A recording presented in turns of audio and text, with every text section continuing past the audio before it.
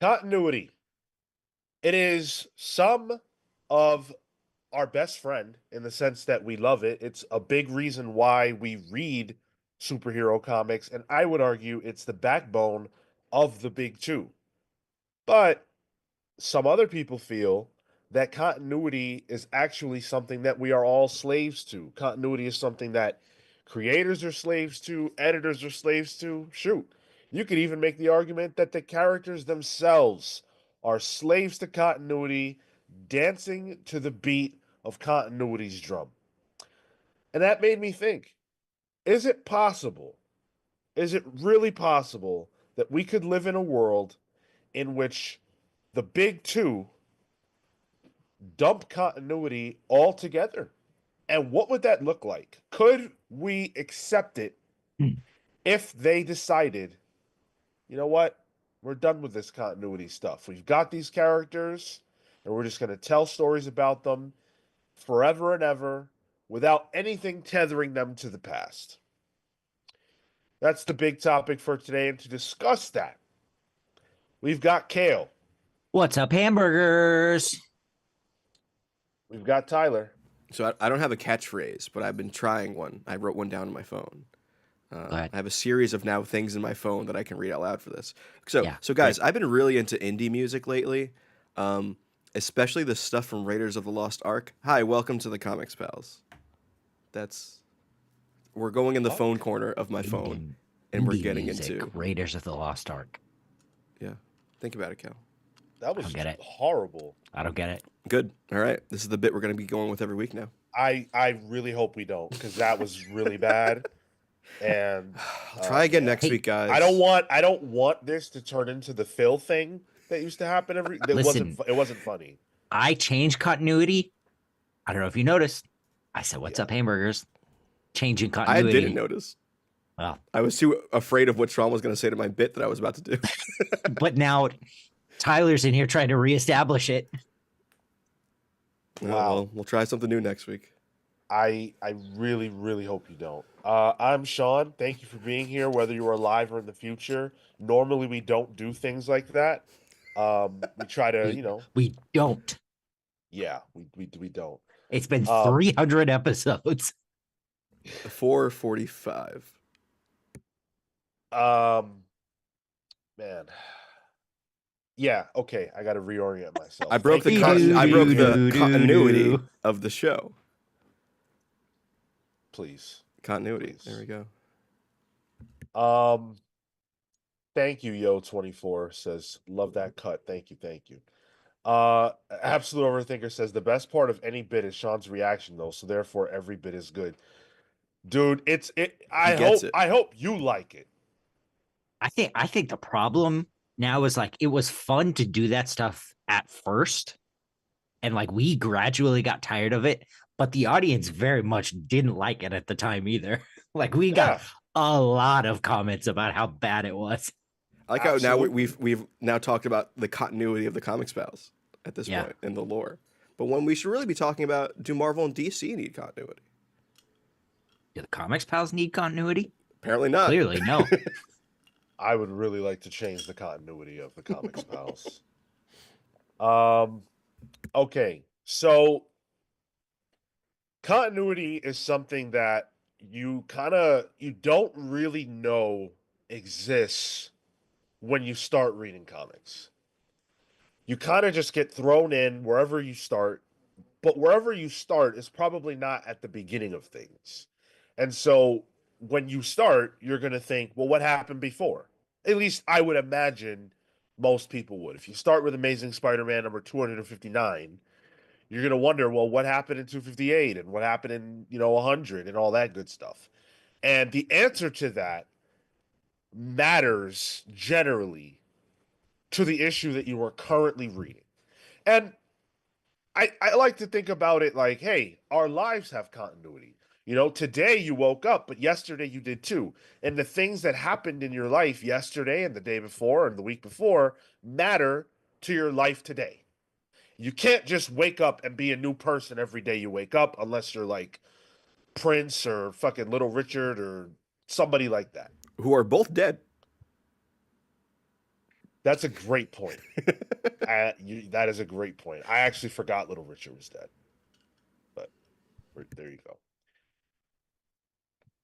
But one thing I've noticed, the longer I've been reading comics, is that some people seem to have a distaste for what continuity does to comics. The idea that characters are chained to their histories and can't move forward, and all that good stuff. So I guess, where do you guys come in on that?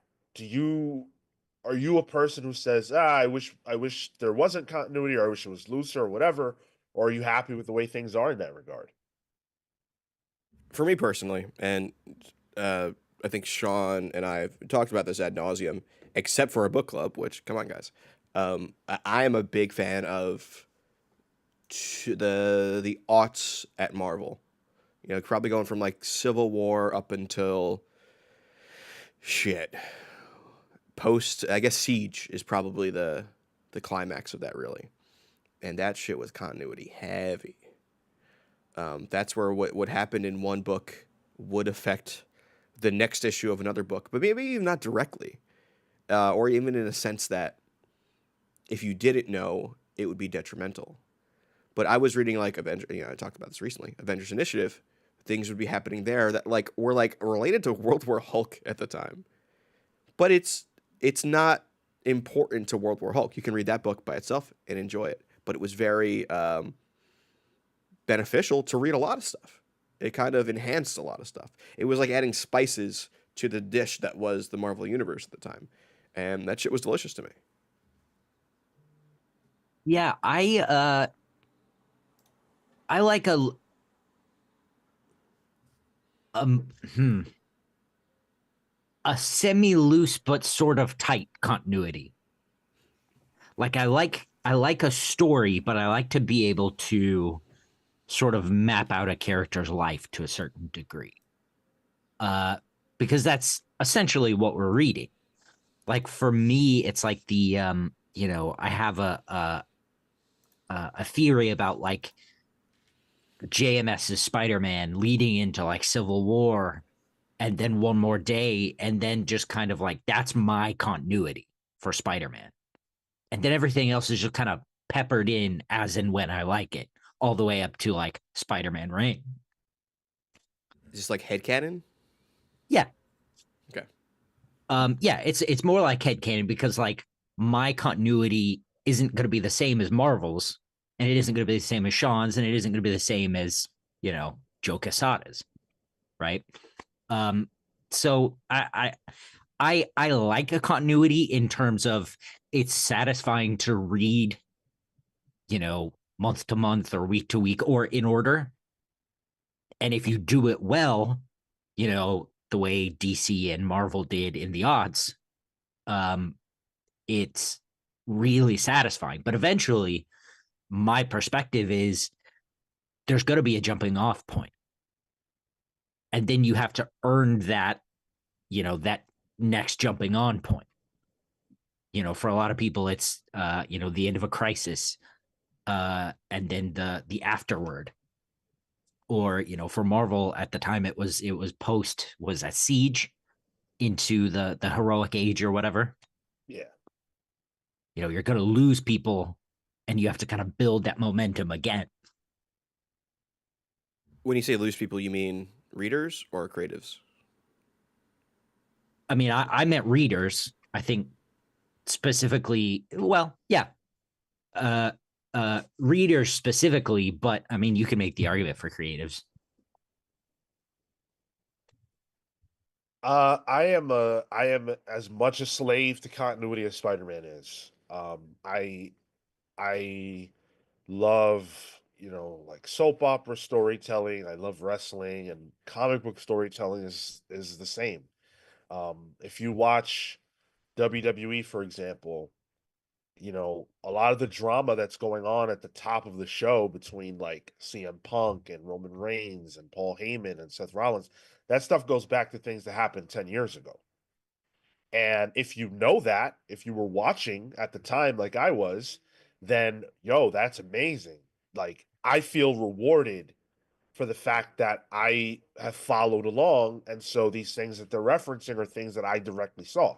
But for somebody else, maybe somebody who was lapsed at the time and wasn't watching, or maybe you were a kid at the time and now you're older and you're watching, and you know you didn't see all that.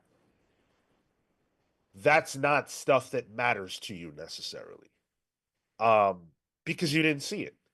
And so they're referencing stuff that is whatever. It's their history, but not yours. And I think that's where things can get interesting and dicey and tricky. We don't all have the same knowledge. Like Cale brought up headcanon. And that's not something that I really get into, but it's automatic. Because if Cale, for example, has a deeper history than I do with DC, there's stuff that he's gonna see in what we're reading right now that I don't catch. Cale loves Wildcat. I make fun of Wildcat. I am reading JSA because of the book club on Tuesday. I see why Cale loves Wildcat now. But that's the lack of knowledge that I had before because I didn't experience that, but Cale did. Apology accepted. We'll get into that on Tuesday. We're gonna But need, I we're think gonna need a that new go meme ahead, mascot now. Now that Wildcat actually has cred. Director Bones, let's come back. fuck that guy. Guys, can we pick up a good Director Bones book for Sean? Oh, J.H. Williams is Batwoman. There you go. Done. That's right. Wow, that's right. He was in that. Great pages with him too. Wow. But I think that is an interesting I think that's an interesting turn because your continuity and your knowledge of the history of a given hero or world can be different from mine, and we can have completely different perspectives because of our lack of shared knowledge. um and when people say, oh, I don't want continuity, or I want it to be light or whatever, my thing is always, would you feel that way if you've been 20 years down? And will you feel differently when you are 20 years down? Mm. When you're talking about time investment into something, and I think that the old sunk cost fallacy comes into play here, where it's like, did you want all the stuff that you read to matter? And it's sorry, the chat got me. Well, it's does it matter? But does that does that time and care and work that you've put into it in your head canon, does it make sense? Is it being acknowledged somehow? And that's one of the sticking points for me, is like, I want it to matter. I want Marvel in particular, because I'm closer to their world. I want them to do things to sort of like signal to me, like, hey, we remember this too. Yeah. And it matters. Yeah, and it counts. Let's hit some super chats. Matt Fisher with the 4.99. We tried no continuity. That got us DC fixing stuff for a decade and Magneto becoming Poseidon. We need continuity as a constant. What's the Magneto becoming Poseidon bit? Is that like a AOA thing? I don't know. That's the part of continuity that Matt Fisher knows that I don't. Yeah, that's a wild pull. And I half agree with that. The other half being, I don't know about Magneto being Poseidon. But I think the new but I think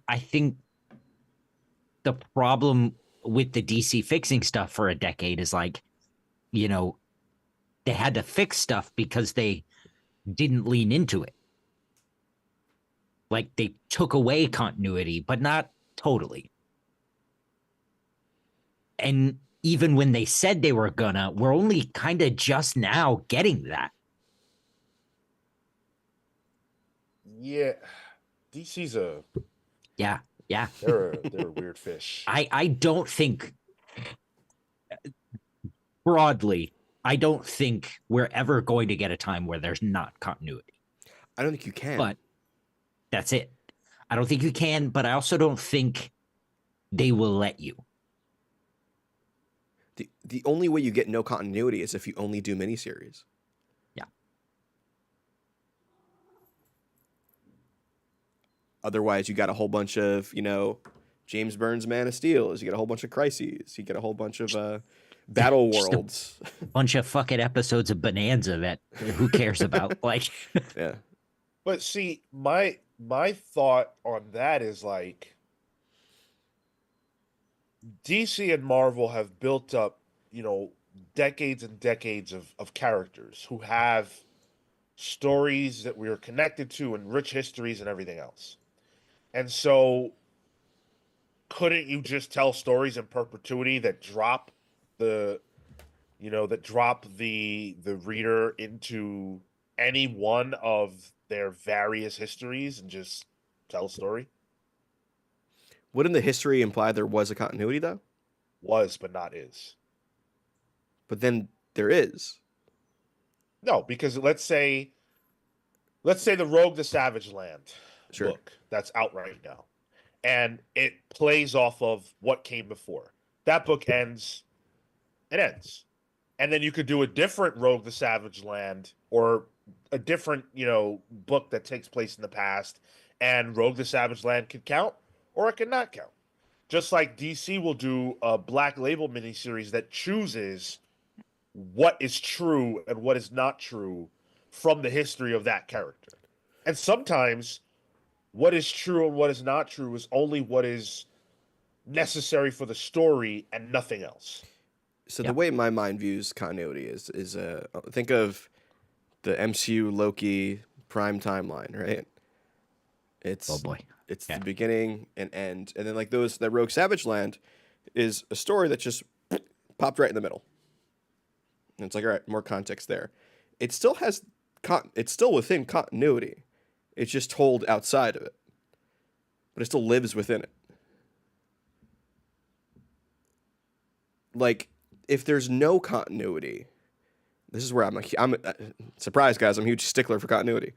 If there's no continuity, you're constantly having to retell origins. You're constantly have to retell They relationships. do that No, you anyway. don't. But you don't have to.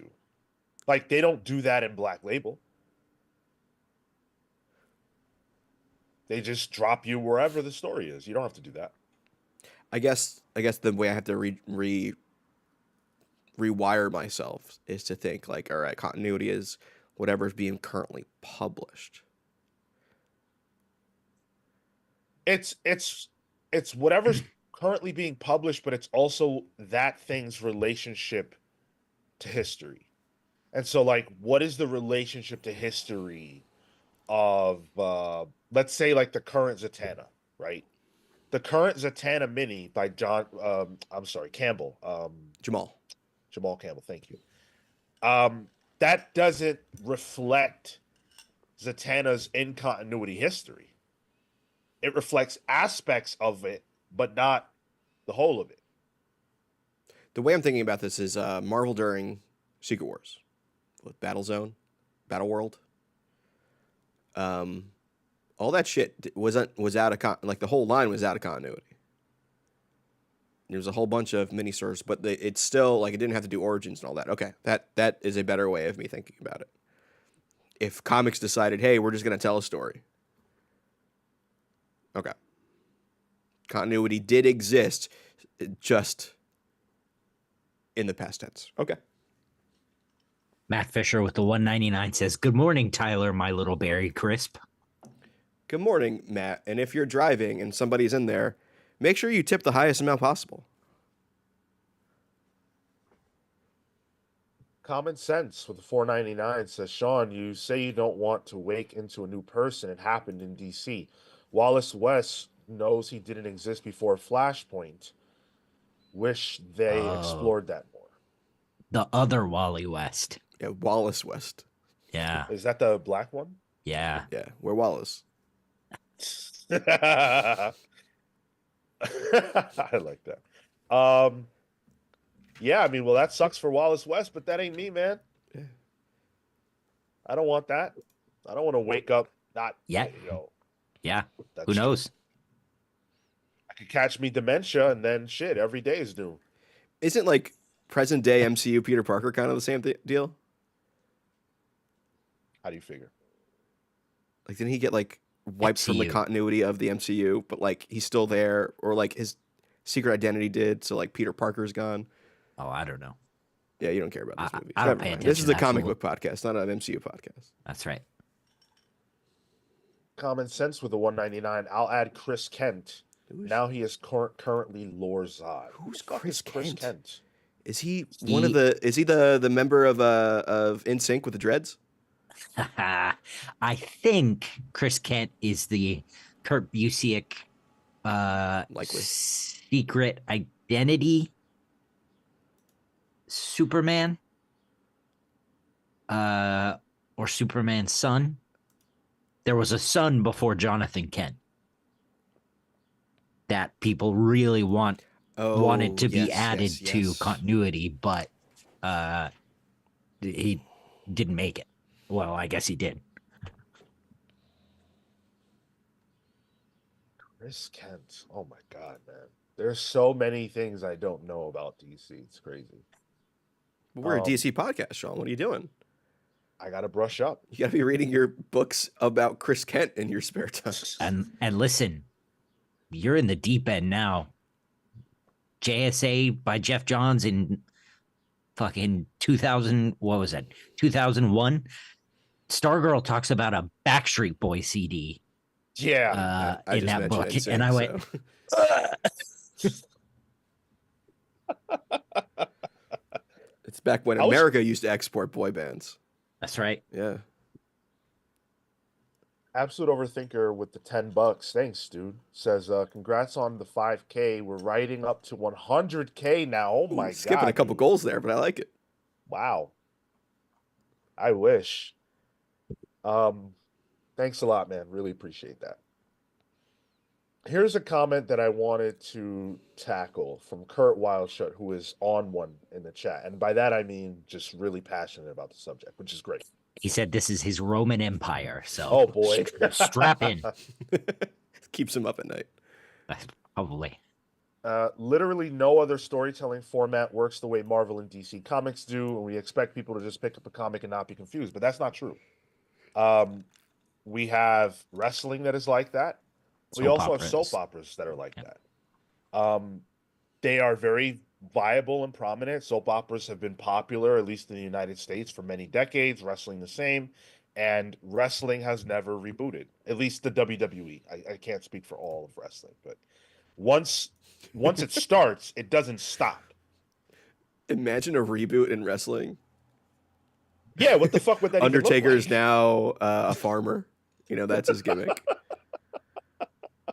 Yeah, like that doesn't even make any sense to conceive of. Like you just shuffle everybody's I think personalities around. AEW could do it, I think, and help their title scene. Maybe condense that a bit. Well, yeah. So I just on its face, I don't agree with that premise, and I think there's a level of like I see that sentiment a lot, and it's just not true. Comics are niche, but the storytelling device that the big two use does see a lots of success in other places. And here's my thing with that comment too. So, and thank you, Kurt, for yapping, and I mean that in the best way possible. I love a yapper. You can be confused, but that's not a permanent state of being. You know, when I picked up my first issue of like Uncanny X-Men, I picked it up at Barnes & Noble at the Palisades Mall in West Nyack. You know, it was during, I think, Fraction's run. They were on Utopia. I picked up in the middle of it. They were like hippies. There was like some kind of mind control thing that turned them all into hippies. I picked it up, and I was confused. And you know what? I read the next issue. I was less confused. I read the next issue. Even less confused. I looked on Wikipedia. Even less confused. It's you can get past it. And I think more people should be okay with like, all right, sure. I would understand being confused if you picked up a TV season and you just started watching in the middle of it. Yeah. Yeah, like if you just picked up Game of Thrones in the middle of, season 3, for example. Like what the fuck? Yeah. You'd probably get a decent amount of it, but there would be bits missing. I think one thing too is that, I think with comics, less so now because everything's so well collected to a certain degree with your digital apps and everything, and even your crate diggers. Oh, that didn't sound nice. Um, the old continuity is like it's hard to go back to. So every issue for the most part had a little catch up, or characters in the first couple of pages will info dump, and then we can move on. Yeah. Like I think it's comics are made with that in mind. They're made with the idea in mind that, you don't know everything and you might need a helping hand to understand what's happening here. I don't think we're in the era of, any comic can be someone's first in that every single creative team is thinking about that. But you do have editor's notes, you do have those first pages that kind of give you a brief overview of what's been going on. It'll say like Peter Parker was just a boy and then he was bitten by a spider, now he's Spider-Man. And then it'll say that, and then it'll say something more recent, like what's been happening in the recent past. Generally speaking, that's what you need to know to read the comic that's in your hands in that moment. And if you want more than that, use one of the very functional history machines that we have, be it Wikipedia, be it the Marvel Universe app, or whatever, to catch yourself up. Matt Fisher with the 4.99. I'm a little bit behind, but I'm talking about Magneto and Ultimatum with the tidal wave, and Cale love a Bonanza drop. Man, Ultimatum would be a fun book club. It'd be like a 40-minute long one, though. Ain't much to that book. We have different ideas of what's fun. That's David Finch art, dude. That's a good point. Yeah. We have different ideas of what fun are. Jay Sage with a 4.99 £. Chris Kent is Zod's son, raised by Clark. Pre-crisis, he was Nightwing too. Tyler would unironically love him. Happy Saturday, guys. Thanks, Jay. Superman Last Son, Hound said. Do not give me more obscure characters to like, Jay Sage. I'm still dealing with Sideways. Nightwing. That's the other Nightwing, right? The Kryptonian Kryptonian Nightwing, one, yeah. It's Nightwing, and then there's the Firebird, is it? Flamebird. Flamebird, yeah. Who came first? Kryptonian. Yeah. Okay. Yeah. Because that. All right, here we go. Superman and Jimmy got trapped on Kandor or something, or they went back to Krypton somehow, and there were legends of old Nightwing and Krypton, Nightwing and Flamebird, and they were Kryptonian superheroes, and that's where, canonically, depending on your continuity, that's where Nightwing got the name. That's where Dick Grayson got the name Nightwing. Is Superman told him about it and said, "I'd love for you to use it." And didn't Mark Waid tackle that in World's Finest recently? At least he retold that story. I think so. Yeah, I think you're right. Sick. This is a boon of continuity here. Yeah. Exactly. Gavin adds, what's up, Gavin? Gavin adds, Chris Kent was brought in around the time Superman Returns introduced Superman having a son. The Brandon Ruth Superman. That makes sense. I don't remember anything about that movie. Hayden's Hideout. Sorry, go ahead. I was going to say, you don't remember Parker Posey being an absolute badass? Parker Posey's in that? Mm-hmm. Tempting. Hayden's Hideout's been a channel member for 2 months at the VI Pal tier. Thank you so much, Hayden. Because I started comics with the New 52, I think my careless attitude towards continuity is because that era of DC was so disjointed and self-contained. I can see that. It was messy. It you know, check out the New 52 deep dive for more.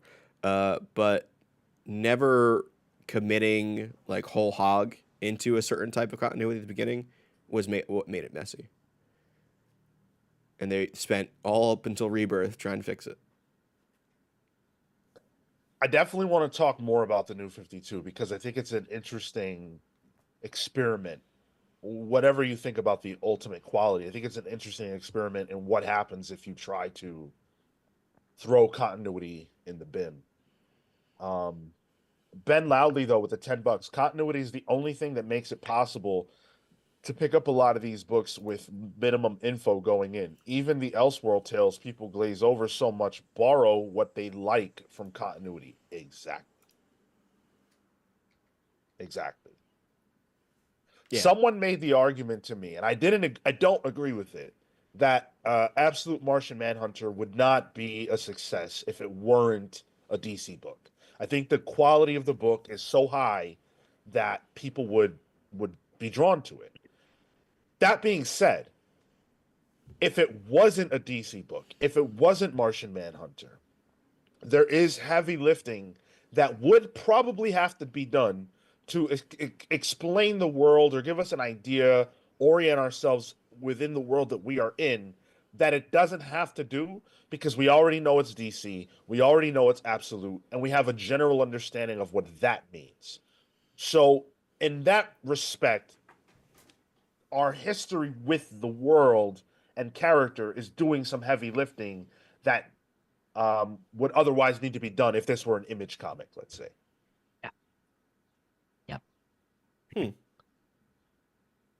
I'm not sure I agree with that, but that's not this. We don't need to get deep. No, let's please, yeah. Well, I That think is what I we're think doing. Absolute Martian Manhunter. You just change the title on it; it would sell less, but it would still work the same way. Like if it was at, like it's the guy works for the government. That's all there is. There's no reference to anything else really, and that this But Martian is in him. but I think you need to establish his life before. You need to establish the relationship to his wife, the relationship to his kid, Sure. his work life. I think there's a lot more, again, heavy lifting uh revolving around the characters that you need to do before. You would need to do that if it wasn't in the DC universe. That's what I'm saying. But they do it in the first issue in the DC universe one. Like none of that is dependent on being in the DC universe.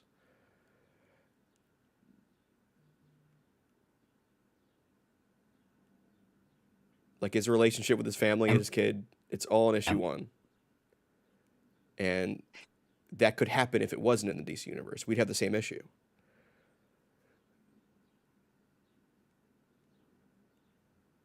I guess in my mind, when you're talking about a superhero comic book, uh, there's a superhero comic book with a character that has a history that's established. There's a certain general acceptance that readers come into things with. So, for example, in the first issue, I don't question that he has a connection to a Martian. That's not weird because Martian Manhunter and John Jones' connection to that character, well, him being that, is something that I implicitly know and understand. Also, I would imagine if this were not a DC comic at all, there would be more emphasis placed on his life with his family because it's not a superhero comic. But that's just my read on it. I do believe the comic would be somewhat different, but not like I'm not even saying it would be wildly different. I just think that there are things that we go into it understanding already that it doesn't have to deal with that I think it might if it were an Image book. But I don't think it would be tremendously different. Hmm. Um, but anyway, we have lots of miniseries now. And I think a part of the reason why we get a lot of miniseries, a lot of which don't necessarily feel like they're too concerned with continuity, and I'm not even necessarily talking about Black Label or Elseworlds. If you look at Marvel, for example, someone in the chat brought up the Thing by Walter Mosley, I think his name is. Yeah. And that's a miniseries that takes place, in the past, sandwiched between different stories, and it's just a Thing story. And knowing the continuity of the exact moment you're being dropped in is immaterial. I don't know it. I thought that book was tremendous, and I had no relationship to the era in which it existed. So that's one example of many where it works totally fine. And it's not relying on the continuity that it's attached to tell a good story. It's just a backdrop, so to speak. But would it work if all Marvel and DC stories were that or similar to that? I don't think it would work. Um, I think there's an argument for more out of continuity stories, but I think there needs to be a continuous continuity. That's redundant. To be able to tell those out of continuity stories, there needs to be something moving things along, so that other stories could then pop in at points in that timeline to tell their out of continuity thing. To build a world that feels lived in, I think there needs to be a some form of Sure. continuity. If it's just a Justice League title that is the main continuity, and then all of our solo books are bits in that continuity telling more contextualized stories and one done arcs about that character and their life at the time, that's doable, but there still needs to be something driving the ship. Are you saying that from like the standpoint of success or Storytelling. like Because then if you're just doing, if like say Marvel decided, oh, we're just going to be doing a whole bunch of you got Spider-Man Life Story, you got Marvels, you got Rogue Savage Land. That's what our line is. All of that still has the context of a previously established continuity. It all exists within that context. Sure, the books themselves are out of continuity and doing their own thing, but eventually you'll run out of points in time to jump to, or points in the context of the pre-established continuity to jump to. Or you run out of continuities to retell, like Life Story, and remanufacture. Then you got a whole bunch of Spider-Man 2099s, which I guess it's doable, but I think it winds up limiting itself because there's not something driving the ship.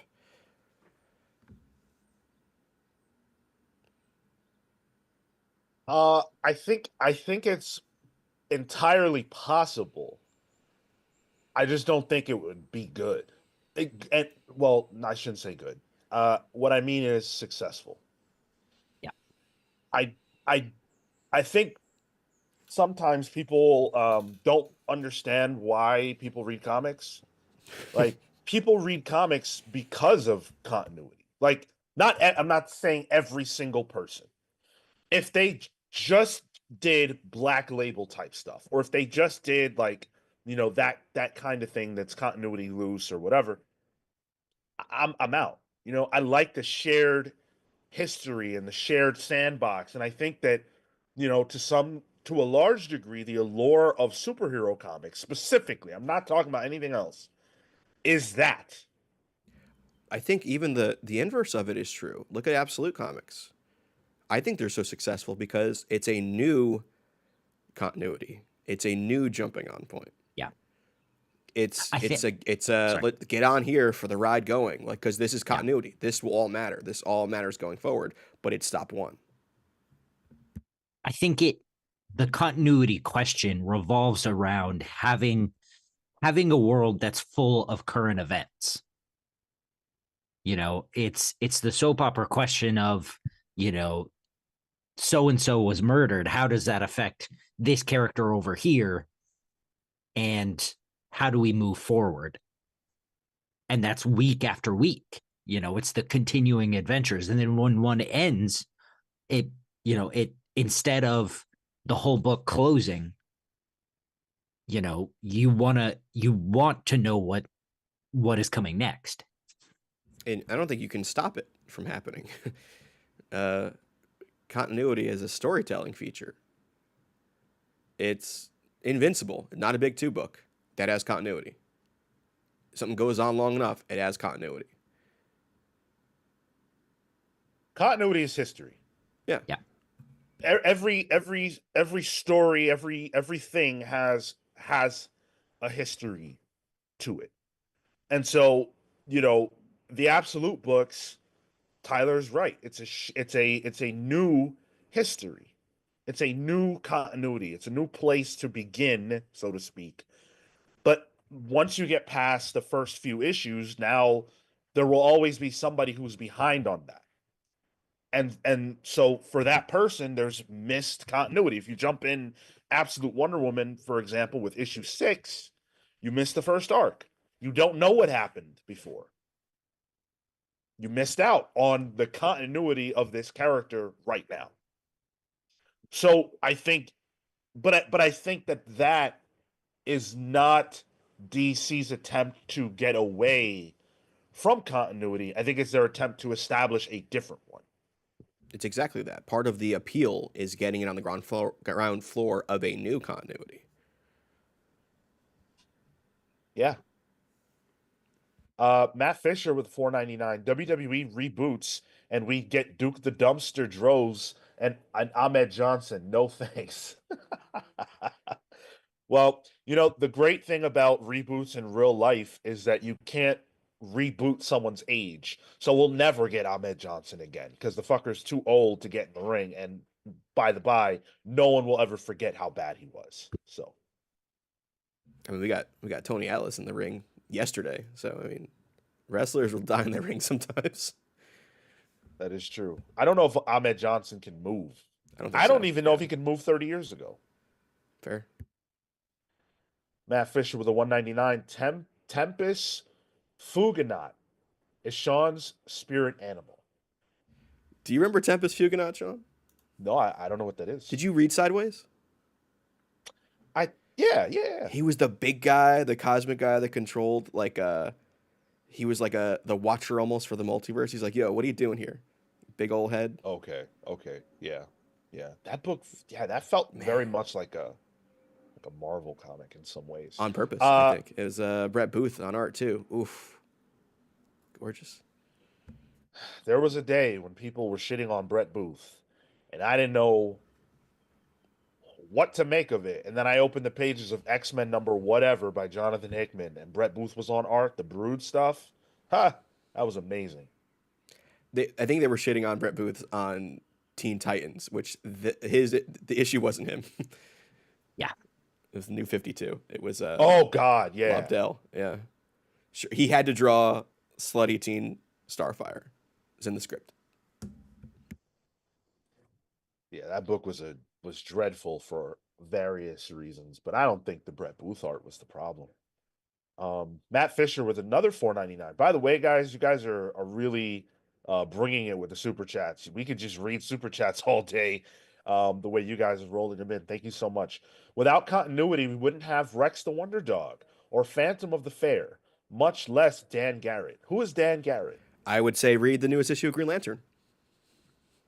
Okay. Hang on. I'm going to look it up, but I'm going to guess first. Sure. I think Dan Garrett is one of the Silver Scarabs. Yes. Oh, yes. Also, the original Blue Beetle. Yes, Blue Beetle. Oh, okay. Yeah.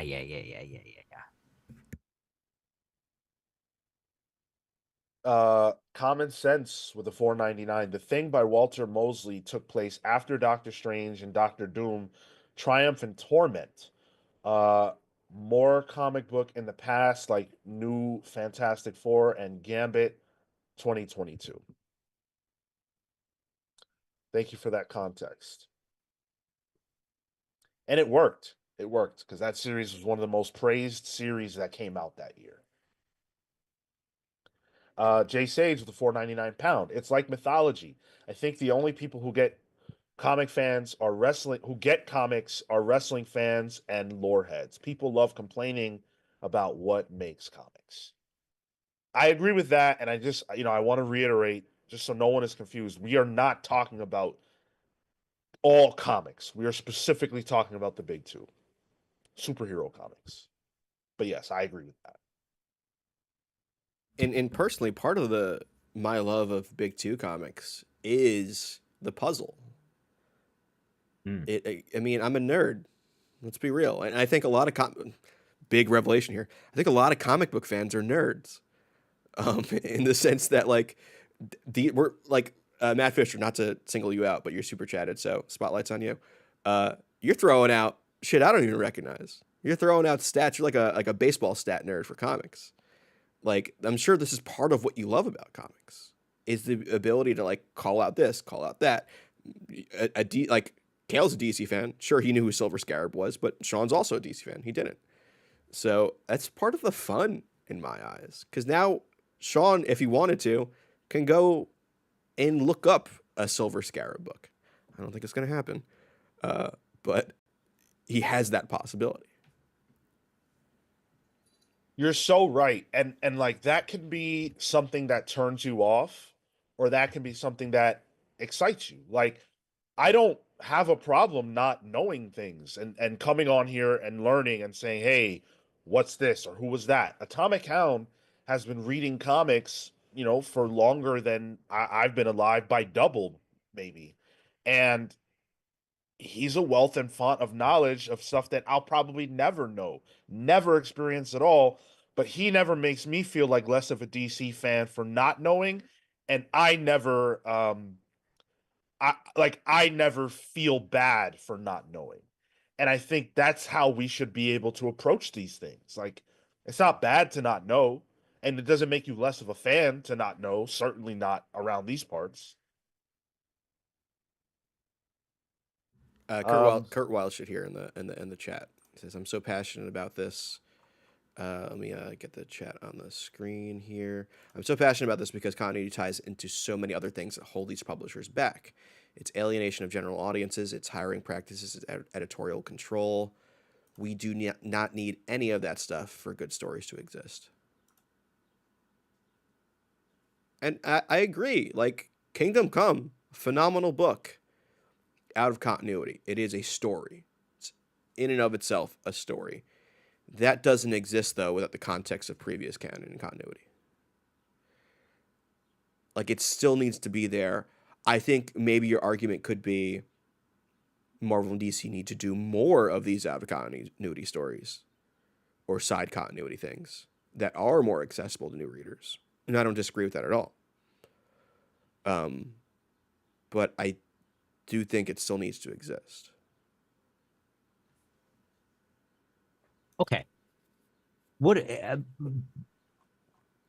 How do we feel about current continuity? Say, let's go within the limit of maybe like post Marvel Secret War, right?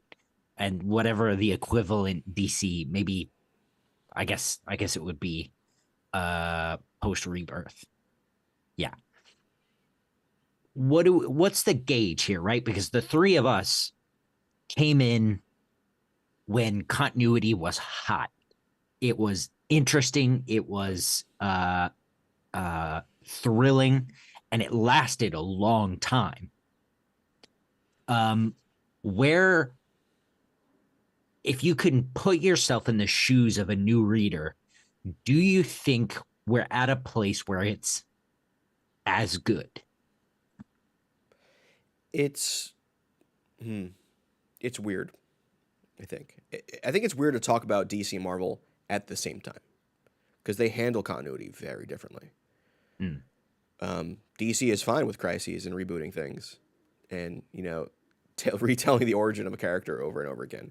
Marvel's got that sliding continuity, that sliding time scale, where Nick Fury is what I always think about when I think about Marvel continuity. It's like everything's happened, but maybe things have happened a little more recently than they were previously. Nick Fury was originally in World War II. Oh, maybe he was also in Vietnam. Maybe he was also in the Korean War. Maybe he was, Desert Storm vet as well. That always shifts as time goes on. So like, I lost your original question as I started explaining this, Cale. Can you restate? What do you think of the current continuity? Like, Okay. If you can put yourself in the shoes of a new reader, is a new reader going to be as latched on to what's happening now in either camp as we were going forward? I think let's take DC for example, because they did it most recently. They did I guess, soft relaunch of their line with the all-in stuff, where it's still all just within continuity, but you don't really need to know everything. All-in was a jumping on point, and it was a jumping on point, but it was also issue 36 of a comic. You know what I mean? Yeah. Like, so it was new reader friendly, but still exists within continuity.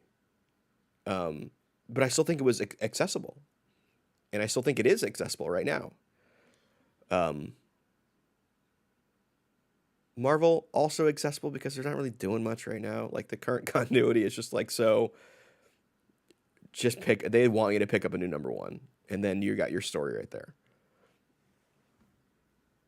But if I understand your question, Cale, you're essentially asking, like, if you jump into modern comics right now, are you going to be as into what's happening from a continuity standpoint as we were when we jumped in about 20 years ago, right? Roughly. Yeah. I don't think so.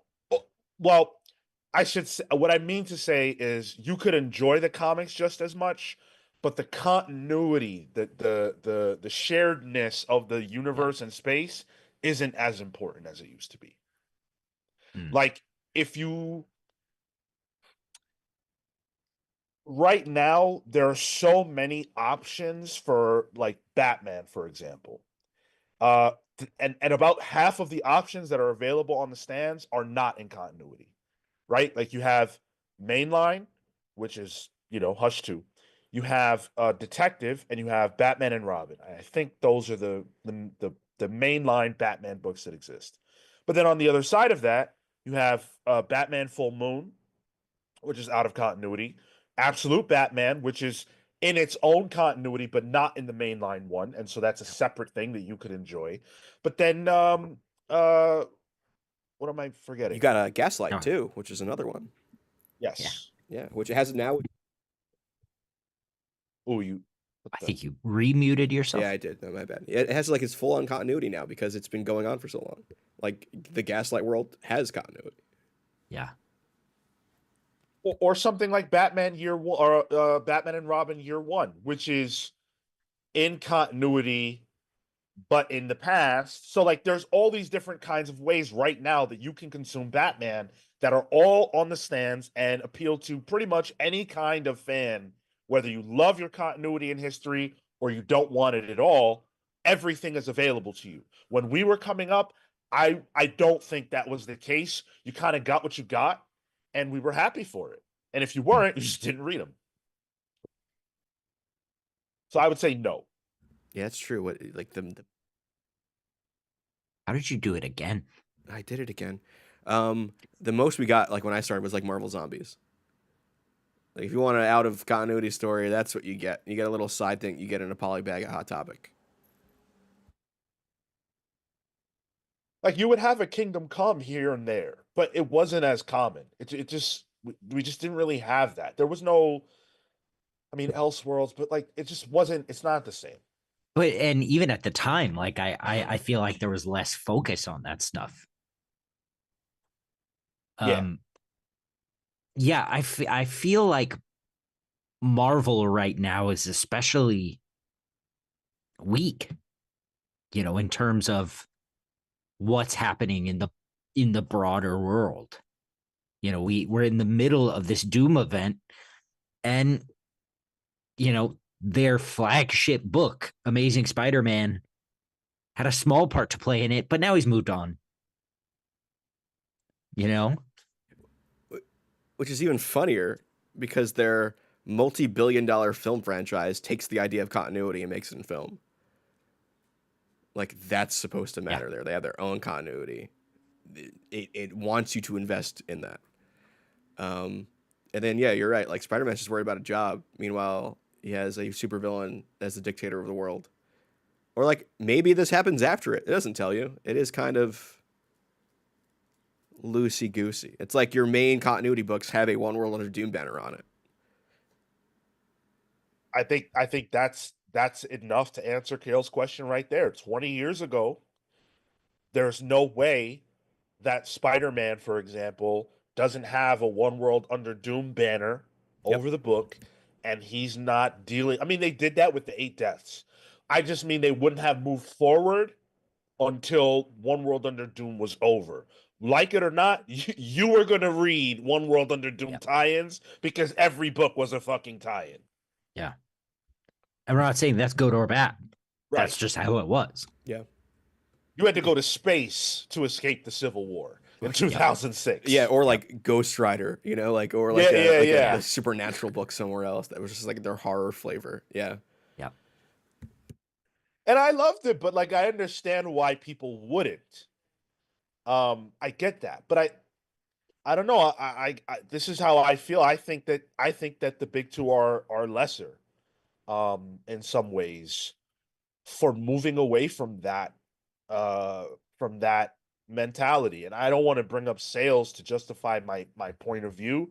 I don't think that's fair, but I think that the people who are the most obsessed with comics generally tend to appreciate that approach.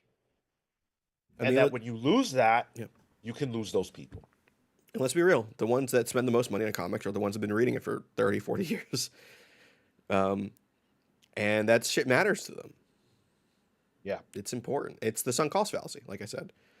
Like if what they've been invested 40 years of their life with suddenly doesn't matter, then that's their off point.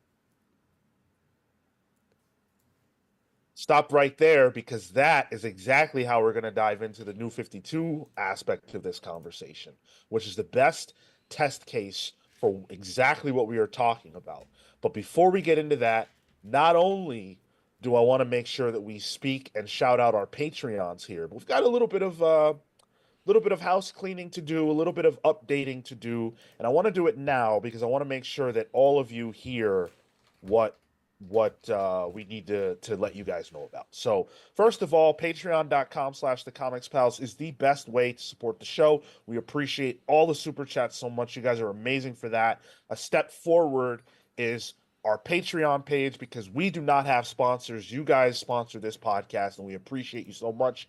And so we take a little bit of time out every single week to shout out those who go the extra mile for us. So a special shout out to our Pals vs. Legends, Thunderstruck Rebecca Alejandro, the Hound of Justice Atomic Hound, Starcross Catherine Stars, the Red Spiral Spiral Storm, Adam and Bernie the Best Boy, the Spear of Judgment Jay's Jumble, welcome back, by the way, Matthew Malice Price, and Jalen Jackson the Sanguine Sorcerer.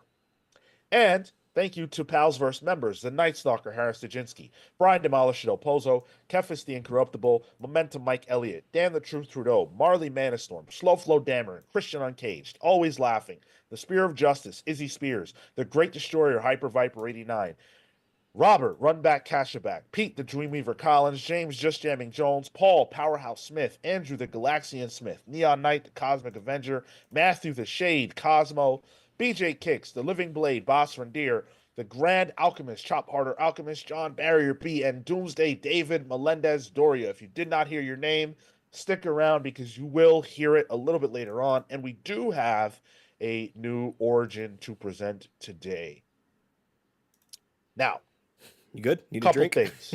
Sorry? Need a drink? No, Okay. I am rolling. First of all, Sunday for our patrons is our next hangout. Every single month, we do a voice hangout with our patrons on our Discord server. So if you want access to that, it's going to be happening Sunday, which is tomorrow. Head on over to our Patreon page if you're not already a member. to jump in on that. It's going to be a lot of fun. We always have a great time. Total. JSA, sorry? I was going to speak onto the Patreon chat. Like, it's just a total, like, stream of consciousness. Let's just hang out. No structure, really, which is fun. Yeah, it's just a fun time hanging out with the all the pals who decide to come hang out with us, and we all generally, and by we all I mean Cale, Tyler, Marco, myself, generally all show up for that, and it's a good time. Yeah, I'll be there. I'll probably be there remote. Well, I mean, obviously remotely, but not on my usual location. But I'll be there. Cool. Also, Tuesday is our book club for the JSA. I'm going to say that again later, but I want to make sure you guys know now. JSA, 6 p.m. on Tuesday. Jeff Johns, David Goyer, fucking James Robinson. We're doing basically the first 25 issues plus the secret files. So, you know, that's your warning. Although if you're starting now, you're going to have a tough time catching up. So you better dig your face into that book. 26 issues. You could do it. Sure. You could start now, but yeah, you're gonna. And I am having a tough time catching. That's going to be your Sunday or your Saturday night or whatever it is by you. Now, next week, we are debuting a new deep dive. This is what we will be doing for May. I am very excited about this. We are going to be diving deep into the history of the direct market.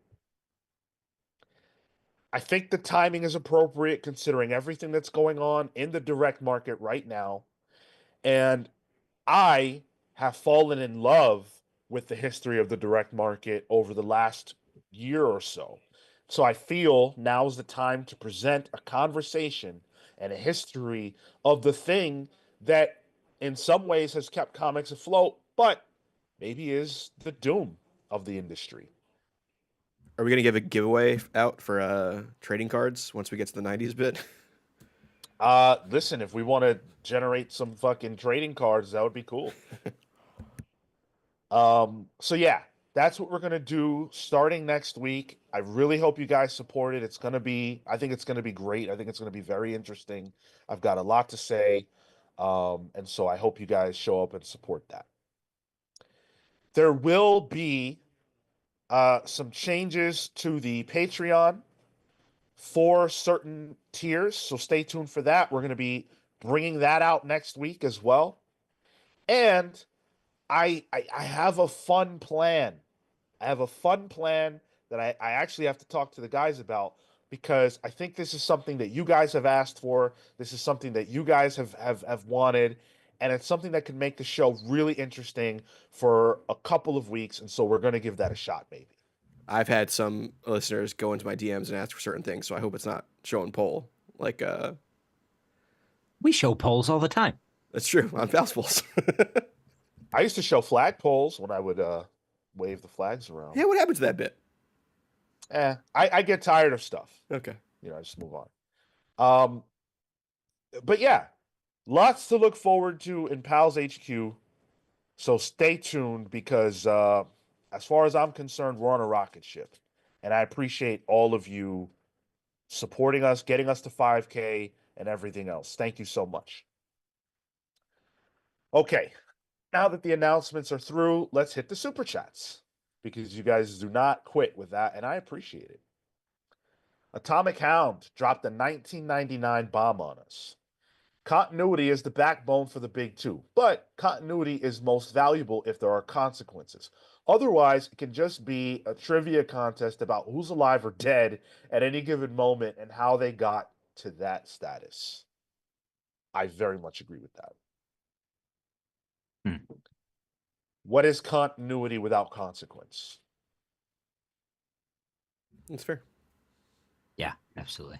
It's apparently name changing Wallace West to Ace West is what that is. Wait, is that real? Somebody said that in the chat. Yeah. That's what, yeah. New nickname. Oh, but it's his nickname, not a name swap. I don't know. Okay. All right. Well, common sense with a 4.99. What is your take on writers who don't know comic continuity, like Fitz Martin in Weiglots on Dark Crisis Young Justice, the show they don't know history? That is an issue with editing then. An editor should be able to catch these things. If it's Yeah, that egregious. I don't disagree with that. I've heard a lot of people. Well, I guess I haven't heard a lot of people talk about this. I uh, read somewhere, maybe it was in one of the comic pop conversations with Joshua Williamson. That in the JMS run of Spider-Man, he retconned, quote unquote, Aunt May's maiden name to Fitzgerald instead of Riley because he just like didn't bother to look it up. Oh no. Yeah, and it just like stuck, I guess. Um yeah, I I have a hard time if you've given the writer the job, they have a story to tell. You know, they have a job to do. But as an editor, it's your job to make sure that they have the, you know, the correct road signs to tell the story that gives to give them the information that tells the story that they want to tell and make it all cohesive. And so like in this case, the JMS case, like her name's been Riley for how long? There was a whole, you know, fucking Clone Saga event. It's a pretty big mess up. Yeah. Two or three characters based on the fact that her family name is Riley. Like, I'm a big believer in due diligence. Like if you're coming into a sandbox to play, you got to know the rules and you got to know what came before. Not every single detail, but certainly if you're gonna look into someone's last name and you're gonna give Aunt May a last name, you better know whether or not she had one before. yeah, That's an easy one to do. That's on Wikipedia. You could do that. Yeah, and I also think I agree that's on editors as well who let that go. Yeah. How do you not catch that? And like I don't know the exact what was broken continuity in that Young Justice book. Sometimes it's a deep lore cut that writers will get wrong. Just because not everyone's Nick Spencer who will read every single issue of Amazing Spider-Man before he writes the book. Yeah. But sometimes it's just like, oh, deep lore heads will catch something. That happens in World of Warcraft. A new patch comes out and there's a continuity error that somebody makes. It happens sometimes with storytelling in this fashion. So many different hands in the pot, things will happen. But there should be people to catch any really egregious ones before it's in publishing. And yet, May Fitzmart or Fitzgerald. That's a bad one. That's a bad one. Hi-O with the 9.99. Thank you. Hi-O to you. It's odd. Matters most to hardcore since you're invested, but casual audience it does and doesn't. Will complain about accessibility, about continuity, but they also don't care as much for changes. So I think that is a good point. I think it's a little bit unfair to come into a space that you're newer to, and this is not about gatekeeping, to come into a space that you're newer to and say how things should be. Maybe you need to adjust. That is not always true. There are obviously cases in which that can be very wrong, right? Like the argument of, oh, women don't belong in gaming spaces. That's horseshit. They do. And deodorant may not be a part of every card gamer's continuity, but it sure the fuck should. And anybody who walks into a TCG tournament space and says that is right. I can see your passion on this one, Sean. Because I lived that And- life. Your and nostrils are having war flashbacks right now. and hey, listen. So one of the few times I'll say he's right. Sean is right. Thank you. But in comics, I do think there's an aspect of entitlement where you come in fresh as a daisy, don't understand something, don't care about it, don't have a history or affinity for it, and say, "Oh well, why should this be that way? Why should we have continuity?" Well, maybe it's because people decades before you and people who are reading these comics right now care a lot about it. Just because you don't doesn't mean that other people don't. And Yeah. and the thing too is like I think not to single out Kurt again on this, but he's talking about like I think I'd lost the comment, but he said he'd probably want something similar to like a New 52 every 10 years. Not enough. No, that's too infrequent. Yeah. I think that even No. that adds even more No, structure that's too frequent. oh, for sure. And also that adds way more structure to again constraints to the writing process if it's that structured. I think the fans that are new to comics, as soon as they're invested, will feel the same way as the fans who were there already were when they started. Like eventually you get into comics and continuity will matter to you because you've read it.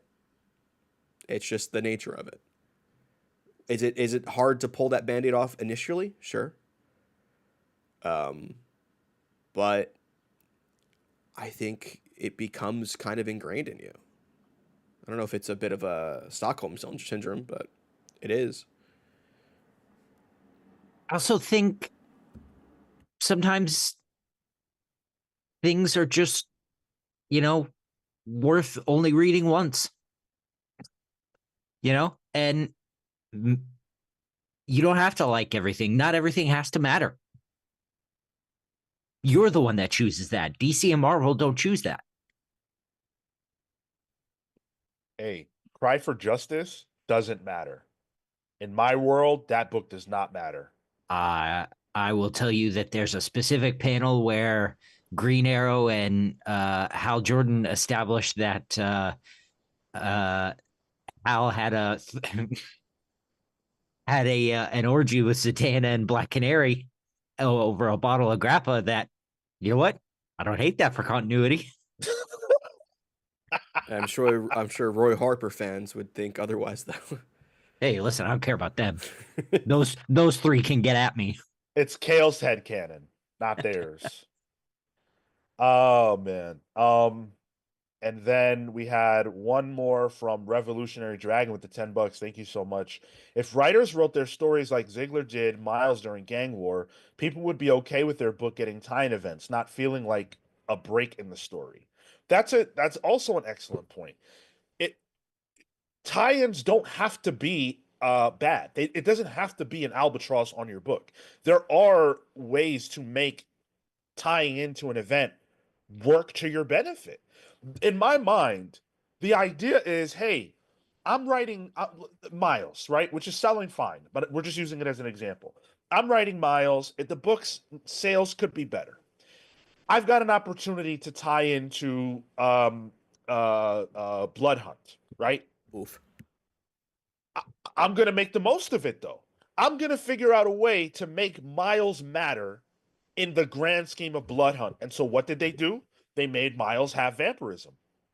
And now, when you read that book, Miles Morales' book, it directly ties into Blood Hunt, but it's doing something meaningfully interesting with the character that doesn't disrupt what you were just experiencing. Writers could take a lesson from what Cody Ziegler has done with that book. It doesn't have to devolve into schlock just because you're tying into an event. That doesn't have to happen. He's doing it again too with this Ultimate crossover. Like I think you have to, especially with events, you have to consider this like a major moment in these people's lives that they have to build around. And it's your job to make that accessible and interesting, and add the footnotes that make you care about that. The reason we cared about um, Peter Parker taking his mask off in Civil War is because in Amazing Spider-Man, he was so conflicted about it. He was talking to his friends and his family about it, and there was so much going on with Tony and Cap and all of that we never see in the main event. Absolutely. And that enriched the Civil War event as a Yep. whole. Yep. And that's that's your job. If you get hired to work at Marvel and DC, that's literally your job. I'll be honest, I'll be really honest. I don't cry tears for all that shit. That's your job. That's what you got paid to come and do. Yep. Why would you work at the big two if you don't want to deal with continuity, or you don't want your book to get interrupted by a crossover? You're working in a shared space. Yep. That's just how it is. But you write an episode of Planet Earth and don't include Donald Trump. Like, come on. I'm a country away and he's affecting me. Like, this shit matters. Yeah, totally. Flo Dameron with the 4.99. Thank you, Flo. Good to see you. And also, guys, check out the Bada Boom podcast. Flo Dameron is over there. They do good stuff. I think it's less about continuity and more about publishers making it easier for new readers to jump in. Do you guys think that Marvel and DC have a problem with that? Accessibility? I don't. My personal answer is no. I think they do it so often. There's so many new number ones. I think maybe they have more of a problem messaging. I think a new Spider-Man number one, people see a number one, but because the way storytelling works outside of comics, it might be an episode 1 of season 5, even though it's new number one. And I think people want to know it from the beginning because, if they're checking out a new show, they want to start with season 1, episode 1. Mangas is kind of the same way. People want to start from the beginning with that. I just think with comics, you kind of have to rewire yourself and just be okay with jumping in. And I don't know how you market that. And I don't think the big two market that well. I think all they do is say, oh, new number one, new jumping on point, or new creative team. They might throw a sticker on the cover. I think, yeah, for me, I think it's less an accessibility issue and more an accessibility issue. Like, how do you get more people to get these books? I think the problem is marketing and making them accessible physically, or get it in people's hands. And like, they do it, but they also refuse to do it. And I think that's the bigger issue. I think that comics are generally as accessible as they can be for what they are. I feel like there isn't really a great way outside of like life story and that gimmick to give someone an easy catch up to what they have missed. It's just not built to work that way. And sometimes I think we talk about this, not us, but the public. We talk about this as if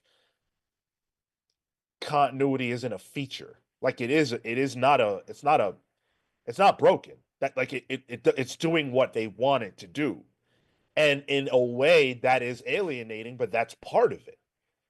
It is alienating. Yeah, okay. So there's 2 comments here that I like. I want to bring up. Kurt Welch again says, all my friends are huge nerds, and getting them to try superhero comics is like pulling teeth because the idea that they're confusing is so pervasive. So I think that is the messaging that I'm talking about. Like, because I don't think they are confusing. And Silhouette says, bro, we have the internet. Like, my toxic answer to this is skill issue, Just do it. You don't Or learn how to swim until you're in the water. or just fucking stop asking them. Like maybe they just don't want to. It's true. You know? Just Yeah. read. Yeah. You know how many people try to Yeah. get me to read One Piece? Yeah. A lot. And that's where it's like, that's 1,000 issues. I don't have the time for that. I'm sorry. I'm sure it's great. Not my thing. Not everybody on Earth is gonna like comics just because you think Yeah. they're great. I think comics are fucking phenomenal. I can't get most of the people that I know, my friends, to read them for a variety of reasons that don't necessarily have anything to do with continuity. Yep. There are a lot of factors to that. You can't just say, oh, it's because they're inaccessible. How do you know that's the problem? Yeah. And also, like, the way I've been able to get friends like into comics, like you got to also like understand getting into comics can mean a lot of things. Getting into weekly, monthly comics is a very specific thing. I've gifted friends compact comics. Those were monthly comics at one point, most of the time, but they're one and done stories that they can read that way, and that might be the way they want to read comics. You know, I have a friend where I gift her, you know, like image books. I gifted her Rain, the Zoe Thorogood, and it was like a whatchamacallit, a adaptation of a Stephen King story, I believe, right? I think it was written by his son. Um, that's a one and done story right there. But I also gifted her the first volume of Wicked and Divine. So like there's comics means a lot that isn't necessarily Wednesday Warrior stuff. Yeah, exactly. And even when it comes to the Wednesday Warrior stuff, it's like just read or don't, and know that you're into something that's niche. People can, like, think about what's the biggest difference between now and 30, 40 years ago when it comes to comic book characters. The answer is that comic book characters are more accessible than ever before, in the sense that you can experience Spider-Man in like 4 or 5 different ways. You can play him, you can watch him in a movie, you can watch him in a TV show, you can read him in a comic. Fuck, you could even read a novel if you want to. You can experience. Go ahead. You could probably fuck them if you want. There's Uh, something out there. go to 42nd Street. You definitely Oh, can. 40 Ducey Done. Street, yeah. Like, you can experience these characters in so many ways. There are a lot of people who are just going to choose to watch the movie, and that's the Spider-Man that they want. Yuck. Uh, Way more people have seen Spider-Man in the movies than read Spider-Man in comics right now. It is what it is. I'd argue like even some of those like DC animated movies that are adaptations of comic books, there's probably been more people that have seen that than have read the comic in some instances. Oh, absolutely. Especially with it being on like streaming, you know? Dude, Under the Red Hood. Oh yeah. Under the Red Hood as a DVD or DVD as an animated movie. I mean, come on. Yeah. Way more people. Way more. I think so Peter the relative has I think a pretty salient point here. It's just refreshed on me. He says that when Spider-Man has 10 titles at the same time, and in 1 year 7 of them start with number 1, I don't know if it works. People who don't read them, they say they find it confusing. I think that's a good critique. Because then it's the messaging that's confusing, not continuity. I don't. Pick up the one that has the same title and a number 2 under it. Okay. Grow up, use your eyes. Like, come on. It's 2025. I gotta agree with Cale. I think people create these very strange, like they do like like a lot of gymnastics to excuse or create arguments for why it's so hard to read a comic. Just fucking pick it up and read it if you're interested. That's it. I don't get this. Of us here right now, and I'll extend it to the chat. How many people right now started reading comics with a number 1? Nobody. Anybody here on the panel? Does Like, that, well, not on the panel, I don't think, but does that include like New 52? Because there are some viewers who did start with New Even 52. even yeah, sure, fine, no problem. I'll even include the New 52 because I'm willing to bet that the answer is not high. I'm willing to bet that most people that have started reading comics did not start with a number one. And for I'll speak for myself. I got thrown in, with whatever random issue of Ultimate Spider-Man that was. It was I know the cover, but I don't remember the number. I didn't know what the fuck was going on. It was Spider-Man and Human Torch um on the Statue of Liberty or whatever. And in the issue, they're just having a conversation about some shit. I didn't know what they were talking about, but you know what? I liked it, and I said, "Hey, I wonder what they were talking about." So you know what I did? I went and got the trades that I missed out on, and I caught up. That's I all you start do. I started Amazing Spider-Man after reading Ultimate Spider-Man with issue 50 of Amazing Spider-Man and just worked my way not only backwards but forwards.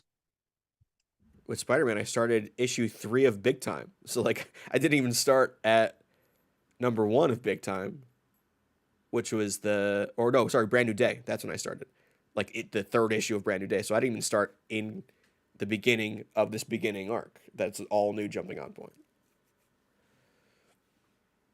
Gavin Guidry, bomb ass artist for DC and Marvel, says it's especially annoying when you compare it to manga. Like, manga numbering is easier, but also there are so many insanely long running series that plenty of people start in the middle, be it anime or manga. Then they go back to number one. You can do the same with comics. Exactly. And manga is a singular vision most of the time. Dragon Ball is a little more loosey goosey, but like One Piece is a singular person's vision. Nobody else has played in a sandbox there. Yeah. I just don't think it's as big of an issue as people make it out to be. But let's talk about the New 52. And I think, this is a great example of what we're talking about. So the New 52 came around and it upended the prior, I don't know, 50 years or whatever it was of DC continuity. And it essentially said, unless we're talking about Green Lantern or we're talking about Batman, you can pretty much forget what you know or think you know about all of these characters. And that was as much a jumping on point as it was a jumping off point, because it signaled to fans of DC Comics everything you know is irrelevant. And DC knew they were doing that because they were very careful about the way that they uh, promoted the New 52 in the months coming. They never said it was a reboot. They never said that. When they teased Justice League #1, they said it was a retelling of the origin of the Justice League. They didn't say it was a new, fresh continuity because they knew what they were risking if they did that. Now, the New 52, from a sales standpoint, was a success for the first 2 years.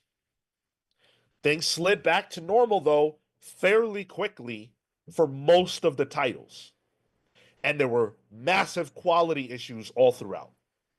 I don't think that the quality issues necessarily relate to the fact that they had rebooted the continuity. At least not, I don't, that's not what I blame mostly, but it is partially to blame. DC was publishing less comics during the New 52 than they were directly before. They were publishing I think it was somewhere in the neighborhood of 80 books prior to the New 52. They scaled it down, not up. And they still had massive problems keeping things straight because they rebooted their entire line at the same time. So it's easy to say as a fan, yeah, just reboot it. But we have a test case. It didn't work. And again, there are lots of problems. Listen to the New 52 deep dive if you want to hear about it. But it didn't work.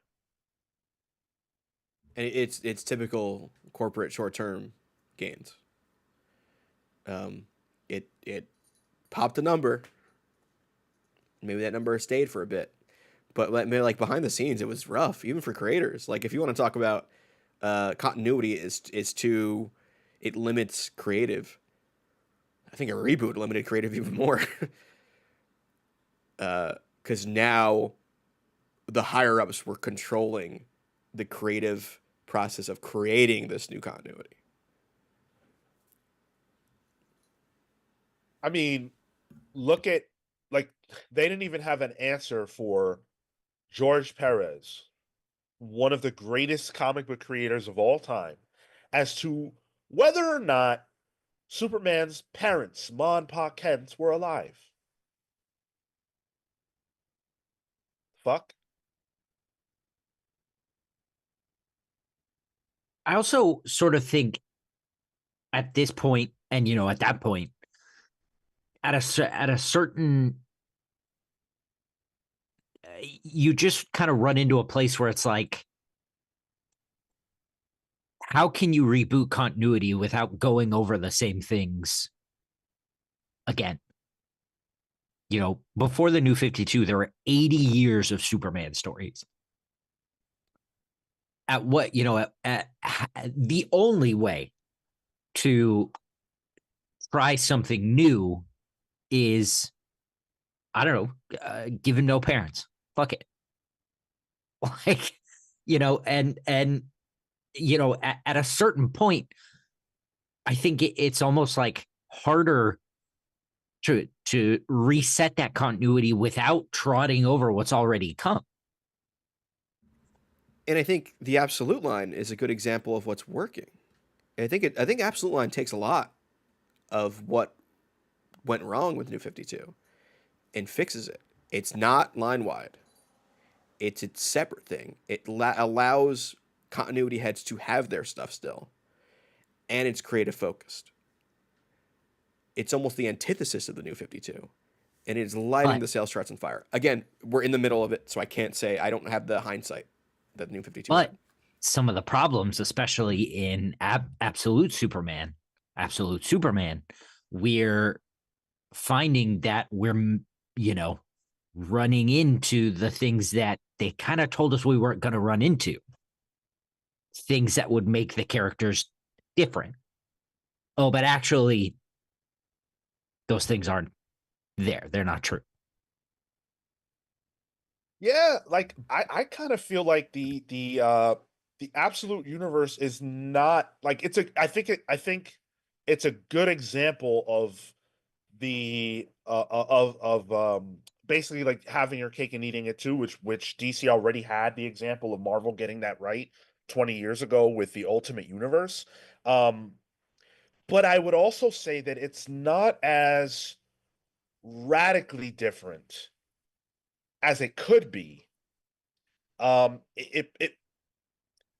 almost want to say it's safe on some level, because I don't think it's upended enough to make anybody go, "Whoa, that's like, I can't even believe that."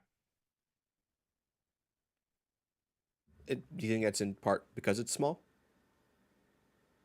I mm, I don't know, man. I kind of I'm saying this a lot today. I guess I'm agreeing with Cale. It's very hard to do like wildly different things with characters that have a very, very long publishing history without upending and alienating the people who need to buy the book.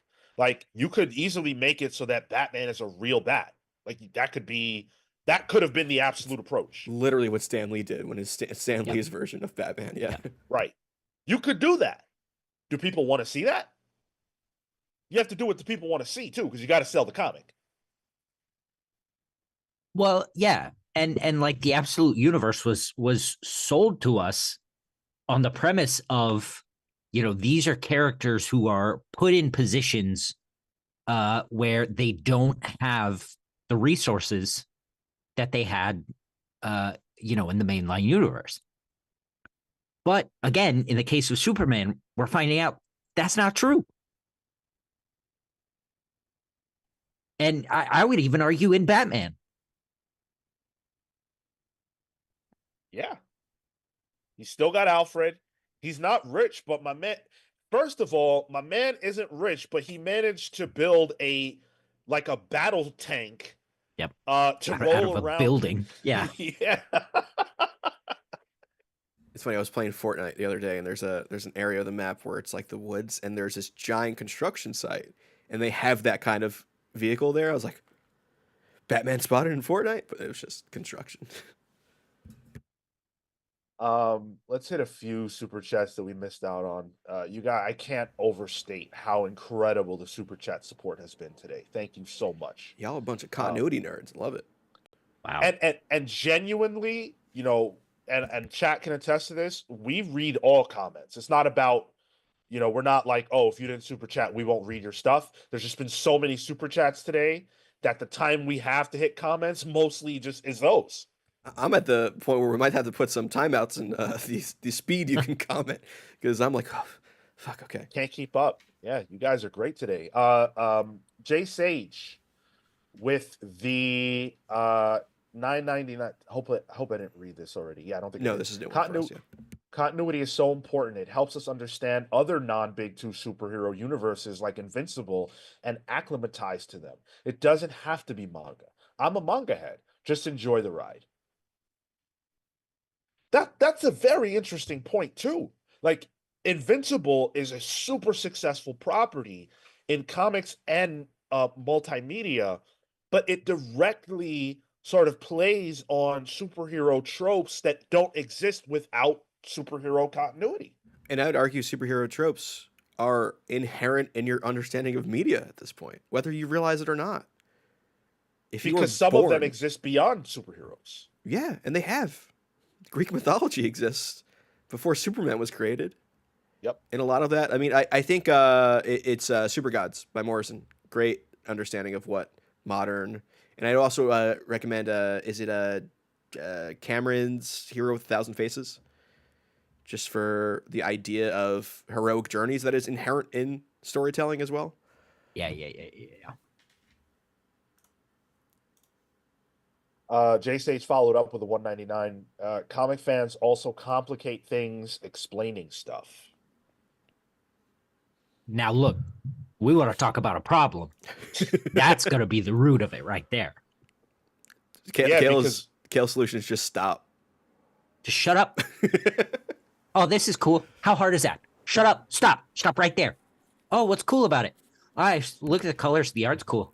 Cale wishes he could just push all these like these waffling newbie comics fans right into the pool. Just push them in. Sure. Sink or swim. What's the worst thing that could happen to you? Drowning and dying, but I guess not really if it's talking comic books. You got a question, ask it. Although I've seen Sean stack a couple times. I think you at some point you were on the verge of drowning in your comics. My man's drowning. Yeah. that is a possibility for me. Yeah. Physically, but I'm not a new reader. No. Yeah, the drowning is when you're deep into it. Yeah, exactly. Hi-O with the 9.99 once again. Thanks for the double tap. I disagree. Tried to get into New Mutants and trying to find starting issues, but couldn't. I think a playlist system where you create a reading order for people could work out. Read one book and takes you to the next. I think that plays into my theory. That's you build your own sort of headcanon, your own chronology, and let it fit in where it fits in. I think there is something to be said though, where I think the big two would benefit from having that. I don't have Marvel Unlimited anymore, and I remember it being specifically for New Mutants too, actually, because I was trying to get into New Mutants at the time. It wasn't clear which runs I should read. I do think they could do a better job with that. I know Crushing Crisis, Peter does great work with knowing reading orders. And there's another website, Sean. Do you remember it that we it's not, is it Comic Book Herald? Yes. That's also great for reading orders. But again, this is the skill issue thing where it's like, all right, you might not even know to look for that. So I think the big two can maybe do a better job at least having that somewhere. Like if there was a back of a book, if you get a trade and it just gives you the chronological history of the trade paperbacks, New Mutants could fit that in 2 pages if they wanted to.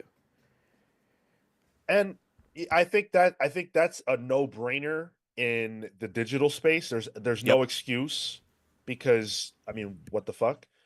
But in physical, if you pick up like a trade, sometimes you'll see like oh, hey, if you like this book, here are other books in league with this that you could pick up.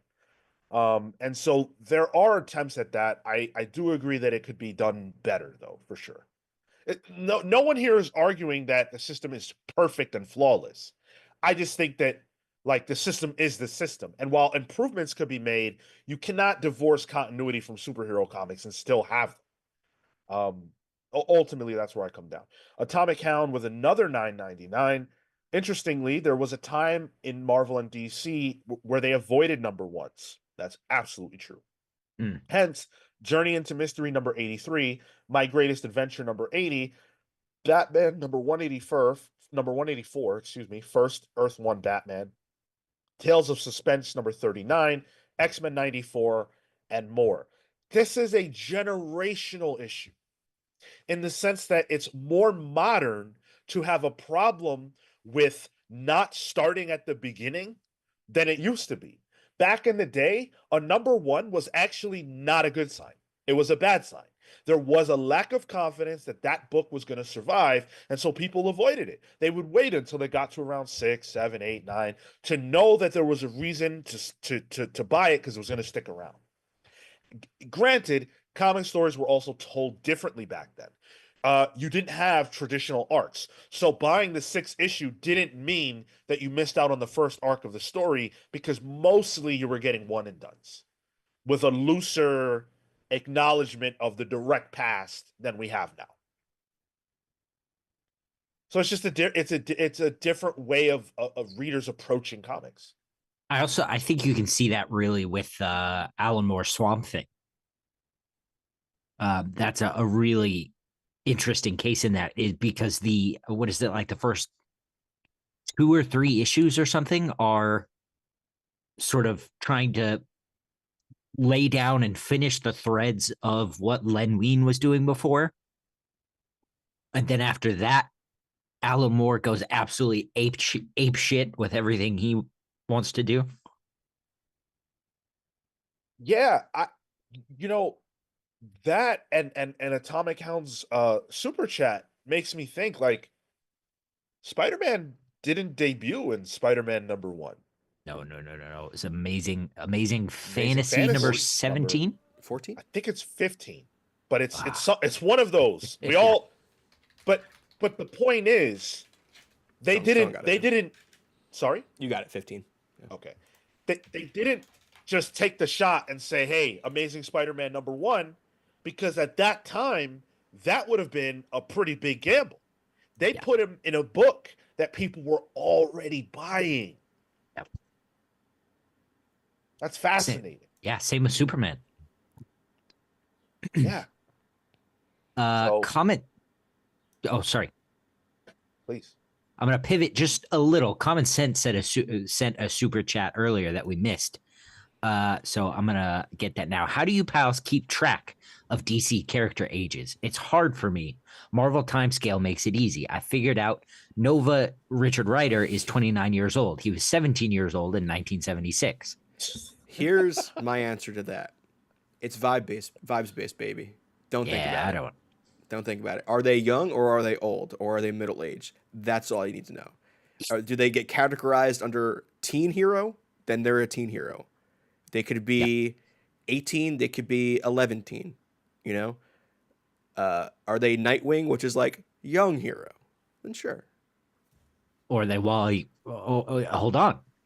Or are they Yes. young hero more like Tim Drake?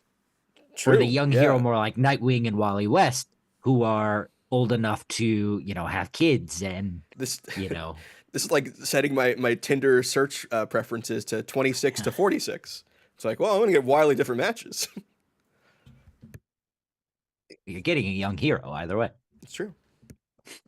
This question makes me think about The Simpsons because Bart Simpson has been in what grade? The fucker's been in like third, fourth grade for 30 years. That's it. He should be dealing with health issues and doing his own podcast at this point. Right. That's just how it is, man. Like the characters are built to be something, and generally that's what they get to be. Nightwing, Dick Grayson is, I would say, a more unique character in the sense that we got to see him grow up. Most of the time, you don't really see that much progression with your average superhero character. And then there's like Wally West, who's like the anomaly in every single sense, because like he graduated to be Flash, and he was the Flash. Meanwhile, Nightwing was still Nightwing. So it's a case by case thing. It'll change all the time. Don't worry about numbers. I also think that kind of thing is more part and parcel of DC, where the legacy is so important that it means something for Wally to graduate and become the Flash. It validates to some degree what DC is about. Yep. Yep. I'm gonna end this poll here. Did you start reading comics with number one? The results should not surprise you. 63% of you said no. 36% of you said yes. 36% of you are liars. No, I think they're probably New 52 people, honestly. Yeah, out of 49 people, like that's still not a huge number, you know. Yeah, it's not the biggest test sample, but yeah. Atomic Hound said Superman and Batman were old enough to be my dad when I started reading comics and are now young enough to be my kids. Wild. Yep. Yep. It's nuts. But that is comics, guys. It's that Matthew McConaughey quote from Dazed and Confused, right? It's I don't know the exact quote, but it's no matter how old I get, they still stay the same age. Oh.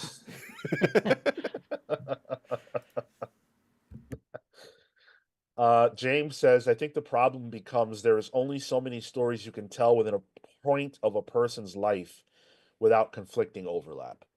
Well, in a real human's life, sure. But I don't think that same logic applies necessarily to comics because right now today there's a book called Batman and Robin Year 1 that is filling in the gap of Batman and Robin's Year 1, even though it's year 1, meaning it's one fucking year, and yet we have had countless stories set in just that one year. I don't think there's a cap on what can be done. Remember this. You are one person, so you are limited by the time of your life and your ability to make decisions, right? What will come to your own mind. But when you can take the talent of people across decades of time to put their mind to something, they can come up with endless stuff. Endless stuff. I also think about like current Ultimate Comics right now. They're focusing on time moving in a more linear way, and it's annoying as fuck. Oh my God. Brutal. Brutal. We think we want things that we actually don't. Sound like a Blizzard exec there, Sean. Another point that I wanted to point out, someone said in the chat, and they were totally right. The absolute universe, the biggest point that it has in its favor has nothing to do with continuity. It has to do with quality. If you took the same books, the same concept, the same, starting points, but it was bad, we wouldn't see the sales numbers that we're seeing. I mean, yeah, for the number ones, but not for the 5, 6, 7. No. No. If every book was as bad as Teen Titans from the New 52 was, we wouldn't be talking about the absolute universe in a positive light. Thanks, Aquaman. Quality. Quality matters most. Wow. Revolutionary Dragon said, my first comic was Avengers vs. X-Men #1. Does that count as a #1? I mean, yeah. That's a wild first comic. It's like it's #1, but it requires so much. But you know what? It did the job. Yeah. It got him and it kept him. And that's probably more common. That's probably the more common #1. A #1 that's from an event. because Yeah. that gets people through the door. That is why we still have events. When we have events when creatives maybe don't have an idea for an event, you kind of need him as a publishing line. Yeah. Whoa. Common Sense says Marvel Comics, they have a time scale when every 4 years passes in real life, a character aged within a year in mainline continuity. It's not that set in stone. Oh, No, I mean, it's the thing is, it's you got to remember this is a shared universe that writers we don't even know about will be writing about in the future. So, like, even though, say, an arc in a comic book history says 12 issues a year, a story takes place over a week at best, or unless stated, so it's like 2 weeks a year. Again, too stringent. That might exist for that story. The next story might be a day an issue. There's no framework. All you know is that it exists. Where it is currently in the book is for Marvel. It exists currently where the world is while you're reading it. totally. That's the only time scale you need to know about. When we are all dead and gone, Peter Parker will still be a mid-20s dude going on dates and living on laying on the couch and living with his aunt and everything else. That's just how it is. And I don't think that's a bad thing. Um, Personally, I think there is a level of entitlement to the character. Like they should grow with me. They should age with me. The lived experience of my life should be playing out on the page. And I mean that's cool, but what about people that are younger than you who feel differently than that? If the original fans of Spider-Man had their way, if that's what they wanted and they got their way, Peter Parker would be about what? Dead. 70? He'd be dead. He'd be dead, yeah. That's life story, literally. Right. Yeah, exactly. So I think go ahead, Cale. I was going to say, just to add to that, I also think that's an immature way of looking at it. You know, like not for nothing, comics are fun, but if that's what you think, you should maybe grow up and put it down and like live, because you can't live your life that way. You know what I mean? Like, Kale says, stop worrying about continuity and worry about your life's continuity. They're stories. oh, touch grass.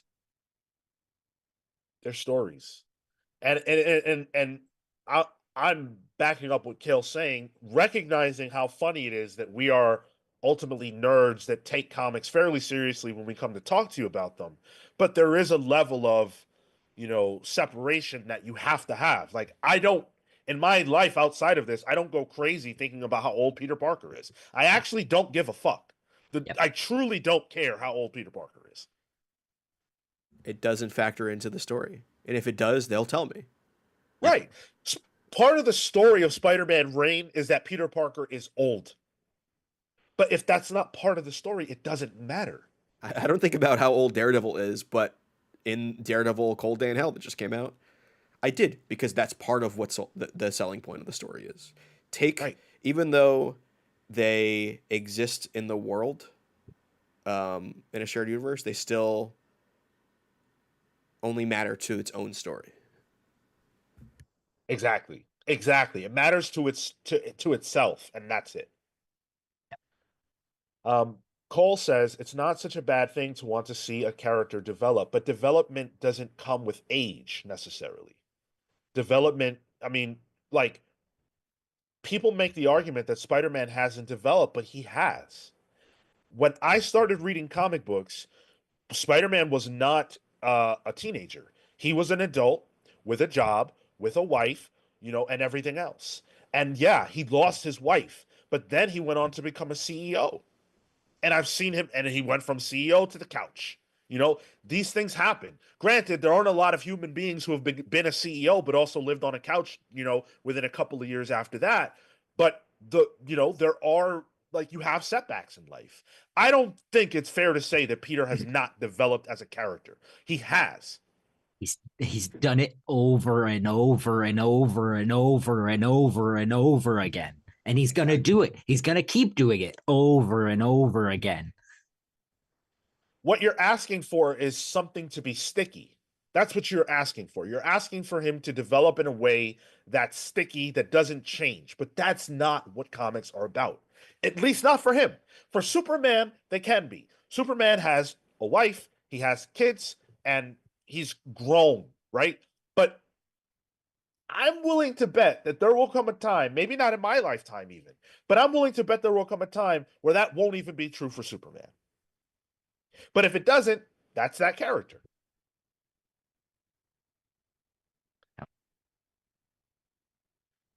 I would even argue Batman hasn't developed. Like he's had things happen to him, just like everybody else. But is he really that different? We're dealing in the current Batman and Robin. We're still talking about how he has problems communicating with the sun. It's been around since 666. Every time there's significant development with Batman, he regresses and he worries about his parents, and then he fights his entire family. How many times has he said he's healed from that? Yep. And then how many times has he said, "I'm done with sidekicks. I'm done with this family. They don't need me." Yeah. And like, here's the thing: as a comic reader, that's fine for me. It's tide goes in, tide goes out. Can't explain that. It's a whole bunch of like just push and pull. Usually by the time I get tired of Batman, they regress. And it's like, oh, I remember this. I remember liking this. Okay, I like this now. Oh, I've been here too long. Oh, he's gaining momentum. It moves with taste too.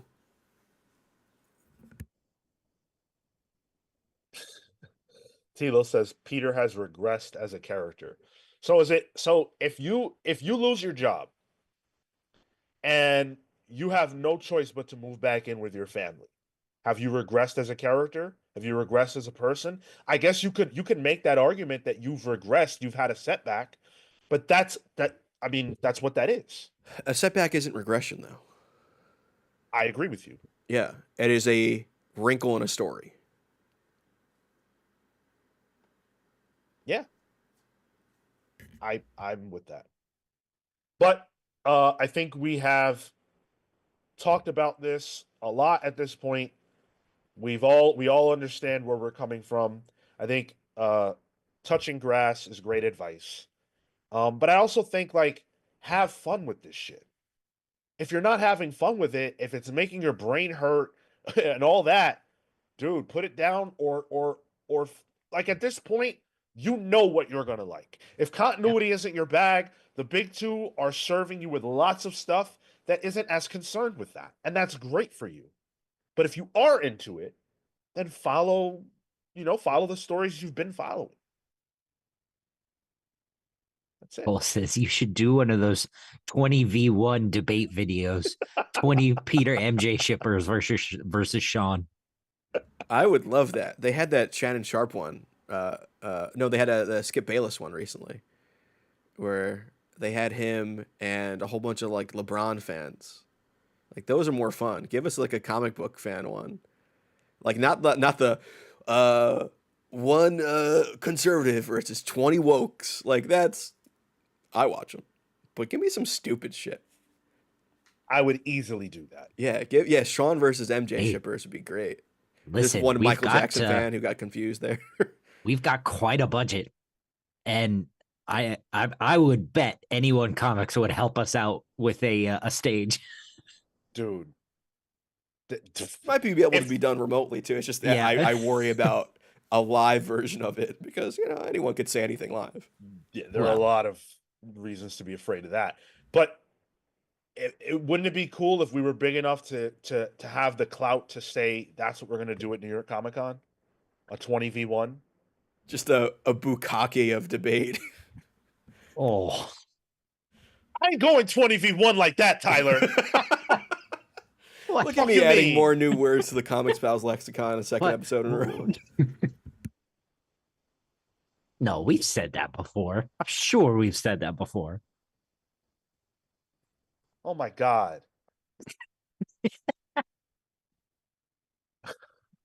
Hey, what's up, Jace Jumbo? Good to see you.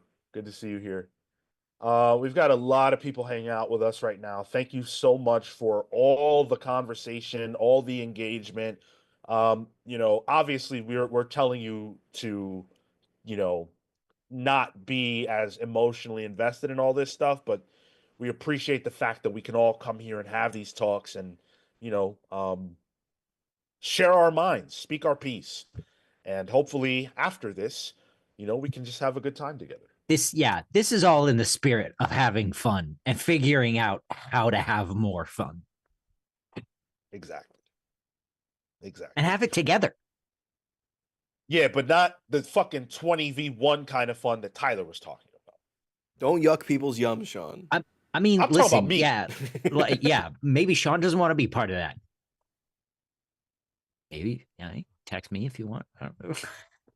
Oh, wow. Next topic. Hey, whoa.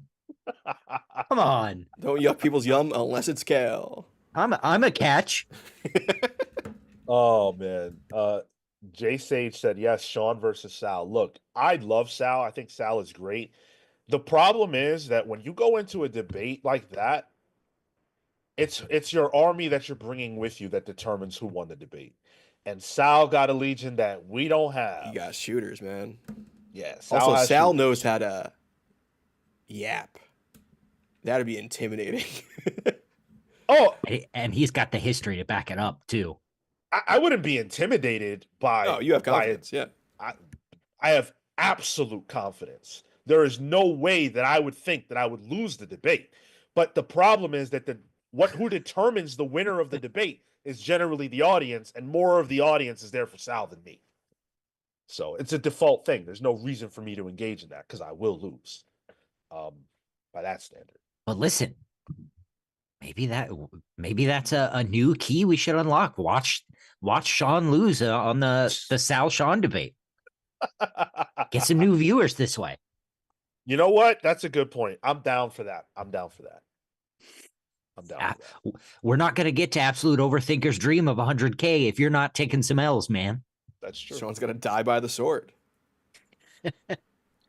You know what? I'm ready to sacrifice for the show. All right, no Bukake, but seppuku is fine. Cool.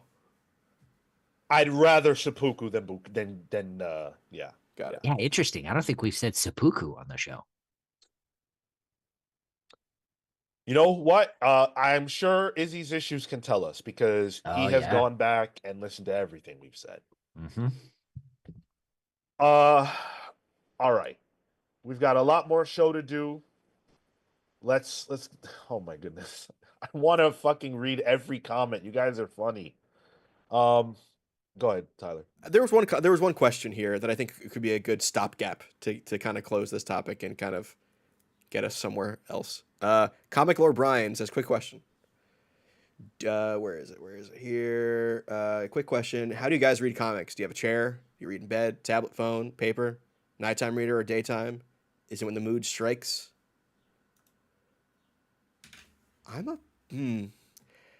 Three main spots for reading for me.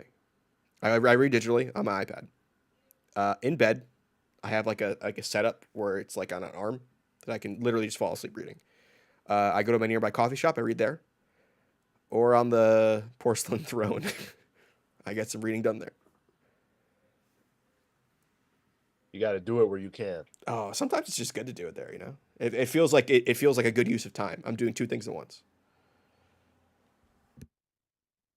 I've got a spot on the couch, or I've got this chair.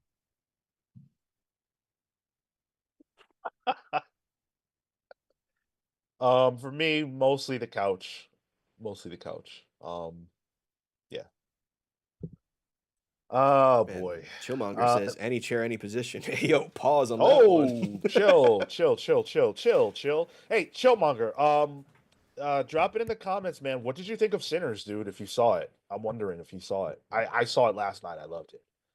Oof, we could do a whole rest of this episode about Sinners, Sean. I wish. Phenomenal movie. I gotta get out to see it. I'm so mad. Someone asked me, are you going to talk about you're going to like review the movie on your podcast? And I'm like, dude, it's a comics podcast. I can't. I can't. You want to do a movies podcast on the side, Sean, where I can make you watch Solo and The Heim? What did you say to me? Never mind. couldn't even get him to read old comics and have a good time. Like, That's not true. That Throwing is him into not Solo, true. though, would be torture, and I don't recommend that. I was asked to read The Laughing Fish, and I loved it. I thought it was great. Rami Darwish with the 10 spot. Thank you, Rami. I started reading with what was on the shelf, but continuity made me go back and read a lot of amazing stories. That's a great point too. Like back issues, right? Which in this case refers to anything not current, sells a lot because of what is current. Like you work your way backwards in comics, not forward, generally. There are some people who do that, but hey, Sean, yeah, absolute overthinker. $100 for a Dark Knight trilogy deep dive video? done. Done. You could have just said that without the money. Idiot. You said it with the money. Said it with the money though. Sean's I'm been in. jonesing to do that for, I think, since he's seen the movie. Do you still think about those movies like on a day-to-day basis? Oh, the movie. Oh, I'm less interested. I was seeing the Frank Miller books. Oh, you think he's going to do one about because that is a trilogy. What's the third one? White Race? What is it? Master Race? Master White Race. No, that's the Sean Murphy one. Oh wait, no. Master Race. But then wasn't there one after that? I thought Master Race was fantastic. I gotta say. Don't clip that. The comic. Absolute Overthinker's been asking me for that for a while, though. If you incentivized me that way, I would definitely make sure to make it happen. Yeah, and I've been desperate to talk about the Dark Knight Rises for a long time. So, yeah, absolutely. But okay, we've got to move the show along. Otherwise, we will be here forever. You guys have been amazing. Like all of this extra conversation happens because you're just so fucking interesting. And we thank you for that. But next week is a big day, next Saturday. Not just because we're doing a new deep dive, but because it's Free Comic Book Day. That's pretty exciting. Now, granted, I haven't enjoyed Free Comic Book Day in a long time because every Saturday for the last 8 or 9 years or whatever it is, I have been here. And so I haven't gotten to go for the most part. But it's still worth talking about what's coming out on Free Comic Book Day and what we're all excited to get. I remember last year, Cale actually was able to, because of the time difference, present his haul from Free Comic Book Day, and that was pretty fun. So, are there any books that you guys are looking forward to that are coming out this year? Or any plans you have? Any like books that have been on your to buy radar that you're going to go to your shop and pick up this year? Yeah, I'm definitely gonna go after the show, just to my shop, see what other sloppy seconds are left over. You know what I mean? God, to get the runoff. I just like to have those. It also gives me like an incentive to, because usually they'll have sales too at the shop, to kind of capitalize on those sales too. I think in terms of the single issues, the Marvel stuff is interesting, DC stuff is interesting, and then there's, I guess we'll talk about each of those, but like the usual suspects are what are interesting me. Ooh. I will, I didn't even think about it. I will likely go. Again, I'm hoping, I'm just looking at this list now. IDW's got some hot ones. They've got this Godzilla, the New Heroes. What I assume is going to be like a sampler, which is great. Yep. They it looks like they're going to have a sampler of their new horror line too, which is also very cool. What about the VR Troopers Free Comic Book Day book? I'll be getting that. Yep. Better believe it. I will also try to get the Phantom, because that is, that's a Mad Cave. Wow. Ray Fox. Okay, go on. Go on, King. Mad Cave is also doing a Speed Racer Free Comic Book Day thing, so they're getting all these little IP books out there. Ooh, there's a Will Eisner comics biography. That'll be good. For free? It's on Free Comic Books Day. I think the one I'm the two Oh, I'm it's a most preview. Sorry. the two I'm most excited for are the Marvel's Ultimate Universe and Amazing Spider-Man one, which I think is a weird combination because yes, this is kind of the prelude to Ultimate Incursion that's coming up, which deals with the Spider-Man that's not the Amazing Spider-Man, so that's its own separate story, and it's got this weird cover on it with the Maker, so we know the Maker's gonna be involved in this somewhat. He looks like he's gonna ask me to cough at the doctor because he's got like 2 Earths that he's fondling there in an incursion event. Um, should be fun. I think Cody Ziegler and Camp are on this, Sean, or is it? Yes, Yeah. yes. Okay. So that should be fun. And then the DC All In Special Edition #1 has our first preview of Superman Unlimited, the Dan Slott book with Nice. Albuquerque. And it has a tease on potential first crossover between Absolute Wonder Woman, Superman, and Batman, which looks like the big bad is Mirror Master. Sick. Okay. Let's go. All So, right. yeah, Hell that should be fun. There's also apparently going to be a Def Leppard comic. Oh, For I'm going to read Free that Comic Book Day. one-handed. Okay. The drummer has one arm. Okay. That doesn't change what you said. Okay, it did sound like it was a masturbatory thing. There are a few that I'm interested in. So there's Gargoyles Demona #0, which I love Gargoyles, the old animated series, and Yeah. they recently brought that back for comics. And so this one is a #0 focusing on, Demona, duh. But also there's going to be a preview in this of the upcoming Gargoyles Fantastic Four crossover, which we'll talk more about that later. But I'm gonna pick that up hopefully if I can. But then also the book that I'm more excited about than anything else, even the Marvel stuff, is Mega Man. There's a Mega Man #0 Free Comic Book Day book coming out from Udon, and I am a massive Mega Man fan. I love, love, love the Blue Bomber. Yeah.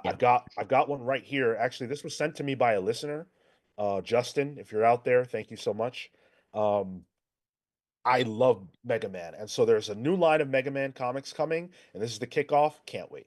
Can we read that on the show? I'd be curious, actually. Mega Man lore I know exists, and I know there's fans of it, Sean. But I've never gotten into it. The game's never really been for me. The most ones I like are the original side scrollers. But like I'm a Sonic lore head, and I feel like spiritually Mega Man lore is probably similar. Yeah, I think that would be cool to do when they drop. Mega Nice. Man. Sorry? We're going to say we might have to figure out how to do that. That might be cool. Yeah. I think they're coming out with a #1 for each iteration of Mega Man. So like base Mega Man X, which is my guy, Mega Man Legends, and I think there's a Battle Network thing as well. What Oh, that's about my a guy. #1 for the original cover art version of Mega Man? No. No, that's what I would But read. there's probably going to be variants that feature that variant covers. So That guy's a pervert. most certainly.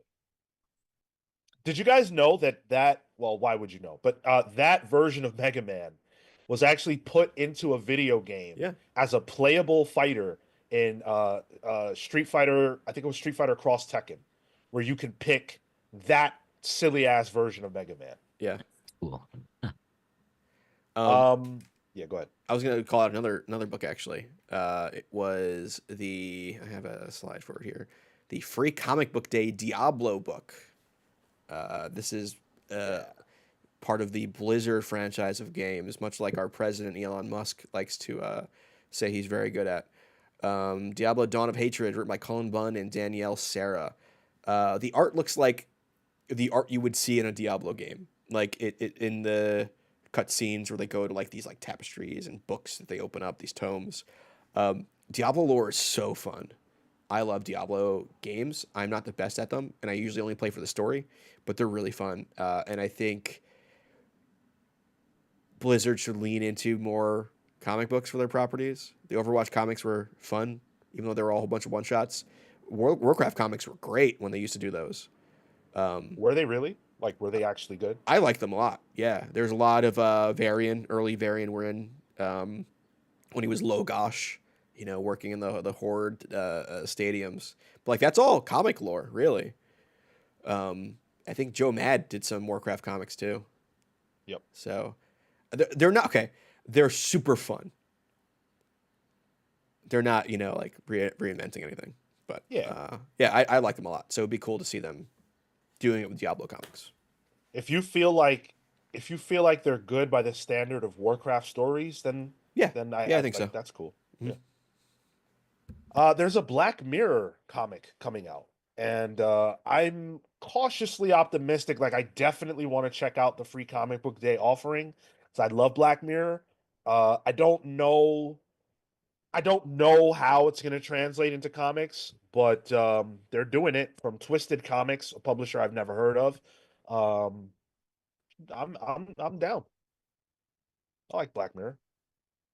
Hayden's Hideout says, I knew a bunch of Diablo fans when I worked at Walmart. They'd smoke that MJ and tell me about the lore. Just imagine you in the back of a Walmart just talking to some high guys about Deckard Cain and Bale. Oh my god! And I love that you said Deckard Cain because I feel like all the if you're a pothead and you like Diablo, you fuck with Deckard Cain. Oh yeah, stay a while, listen. Deckard Cain reminds me of Cale for some reason. Like a future Cale. Yes, just telling stories and lore. He's an old man that's a storyteller. He's super powerful. He walks around with a walking stick. Grumpy. He is grumpy. Deckard Cain. Yeah. I love what they did with Deckard Cain. I get that vibe, actually. Heroes of the Storm. They gave him a lore NATO. Yeah. This is a tornado of books. So stupid. And it's so obnoxious, dude. Yeah. Oh, I love that game. God damn it. Yeah. I miss playing it. Hayden's Hideout, though, did also gift 5 channel memberships. Thank you so much for doing that. Eric Carter, Jet X, TFBTJ, Angel Rosales, and Duncan McLeod all got channel memberships thanks to Hayden's Hideout. No thanks to us, all thanks to him. Thank you so much for doing that. Really appreciate you, dude. And then Angel Rosales said, thanks for the membership, man. This is my favorite comics podcast. Holy cow. Thank you. Appreciate it. Thank you.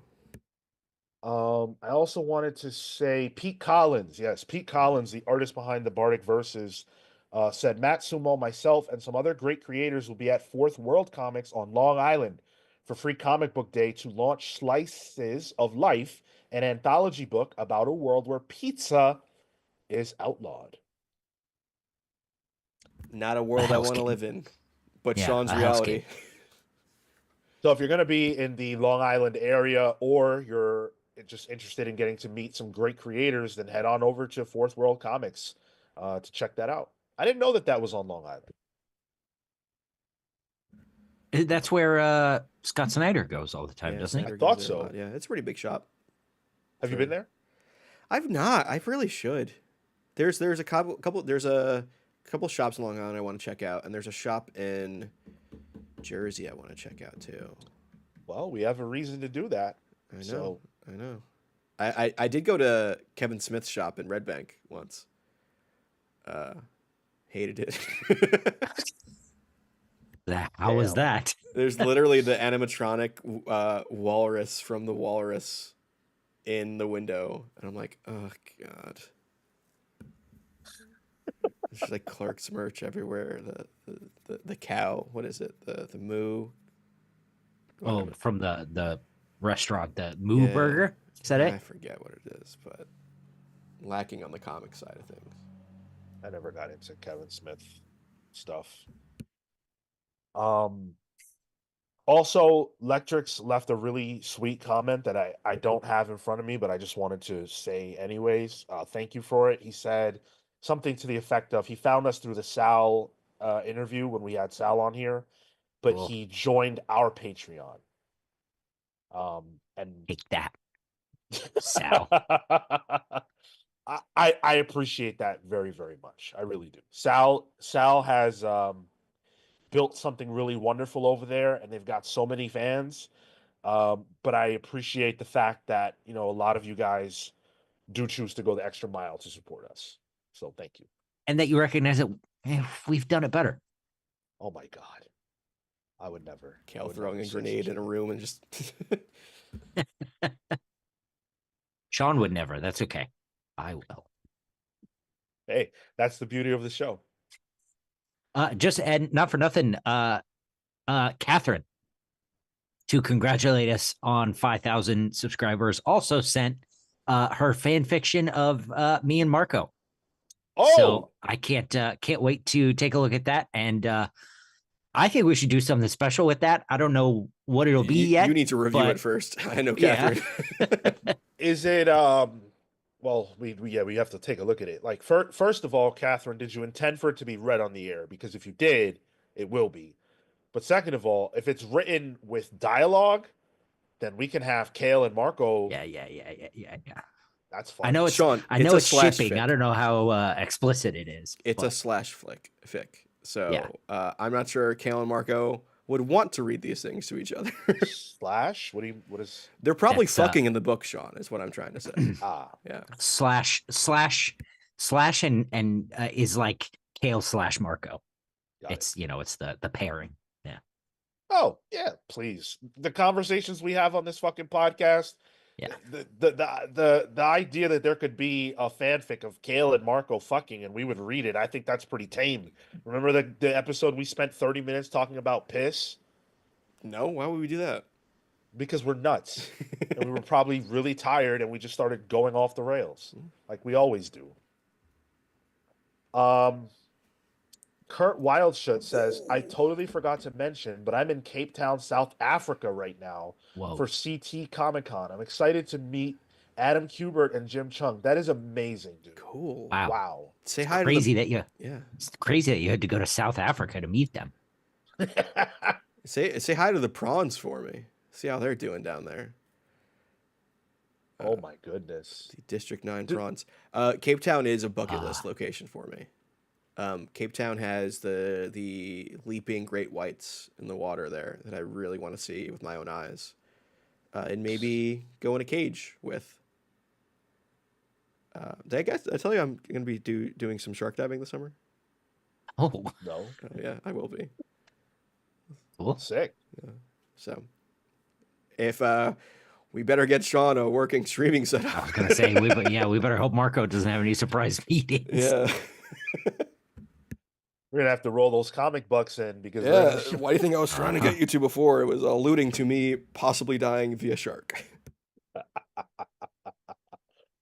Okay, Kurt Wildshut lives in South Africa.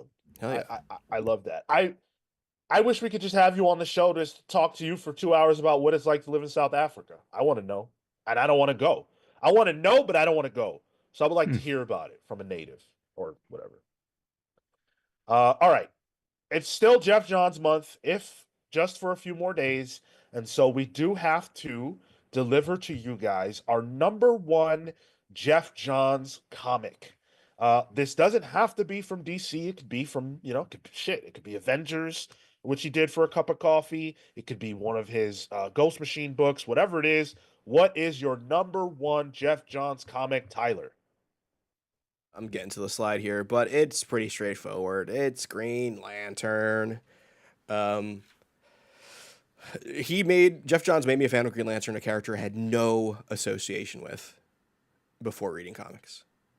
He was a trivia stat in my eyes, I did not watch the Justice League cartoon. I was a Superman fan. I watched Batman, but I was a Marvel head through and through. So when Rebirth happened with Green Lantern Rebirth, I started right after Rebirth. So Rebirth was I had to go back to read.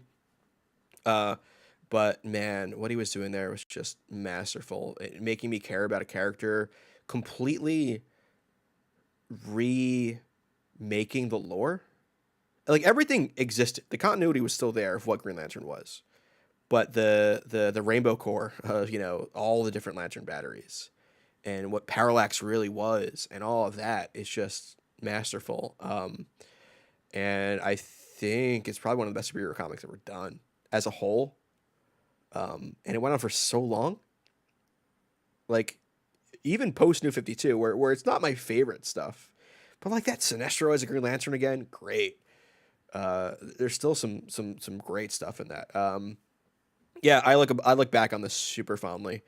And Blackest Night was my number two for what it was by itself, but even Green Lantern, like you got Sinestro Corps War, you have the Rage of the Red Lanterns, the Larfleeze stuff. I was huge into Larfleeze. I hate the color orange. I love Larfleeze. Yeah, it's just my favorite Jeff Johns thing. How about you, Cale? For me, I absolutely love Green Lantern, and I completely echo your sentiment. For me, it's Infinite Crisis. I think that particular crisis and the events that surround it are the exact way an event should be handled. Um, it's a collection of moments that matter, and then they spread out, to create depth in all sorts of ways, and it's built on things and relationships that uh major things have happened uh in the past, and it all comes to a climax, and it's masterful, I think. um Even in the Infinite Crisis issues by themselves, and there were 7 or 8 of those, right? They he finds a way to weave in emotion in every single page and with every single character. You might not know who Shining Knight is or why he cares about Vigilante, but damned if you don't care about those characters. And man, the just an entire segment of the book being dedicated to uh you know Nightwing and Superboy, 2 characters who have to carry on a legacy that's bigger than them from 2 different perspectives. It's 3 different perspectives. The whole thing is just, I think it's just so well done.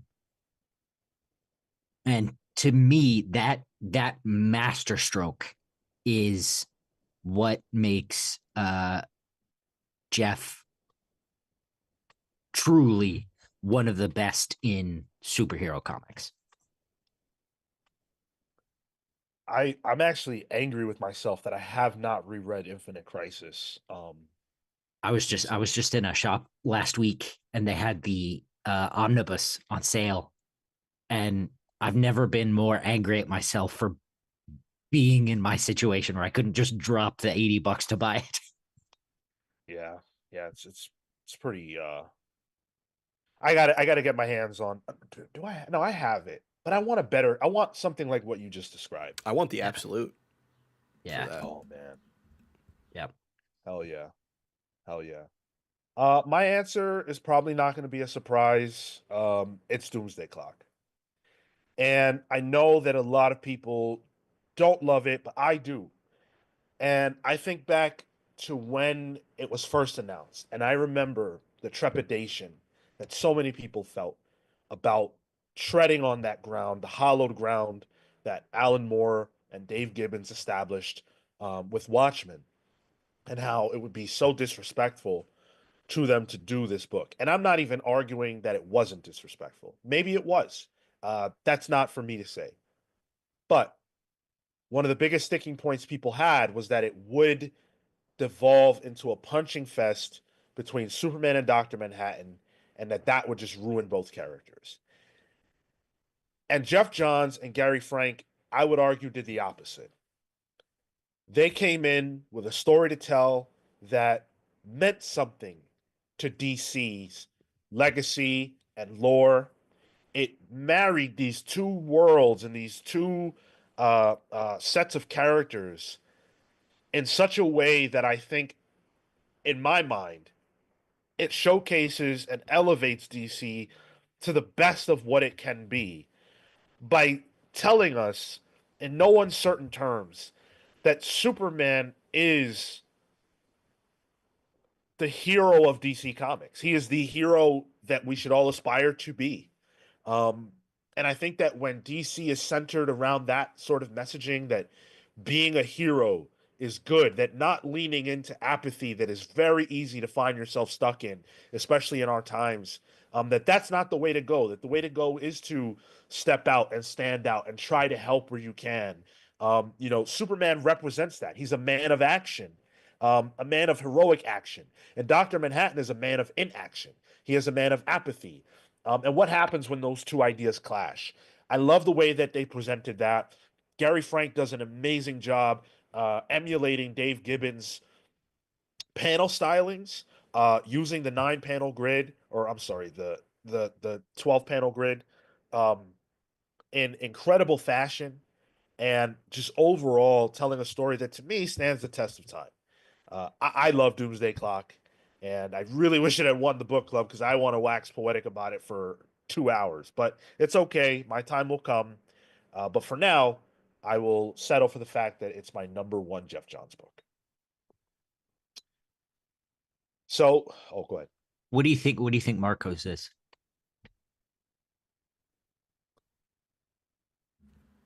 That's a good question. I don't know. I don't know what he's read.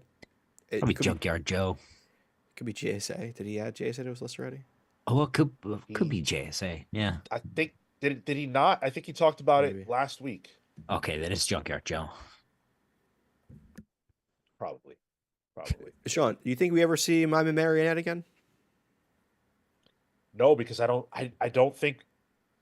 Well, do I think there's a world where Jeff Johns will do something for DC again?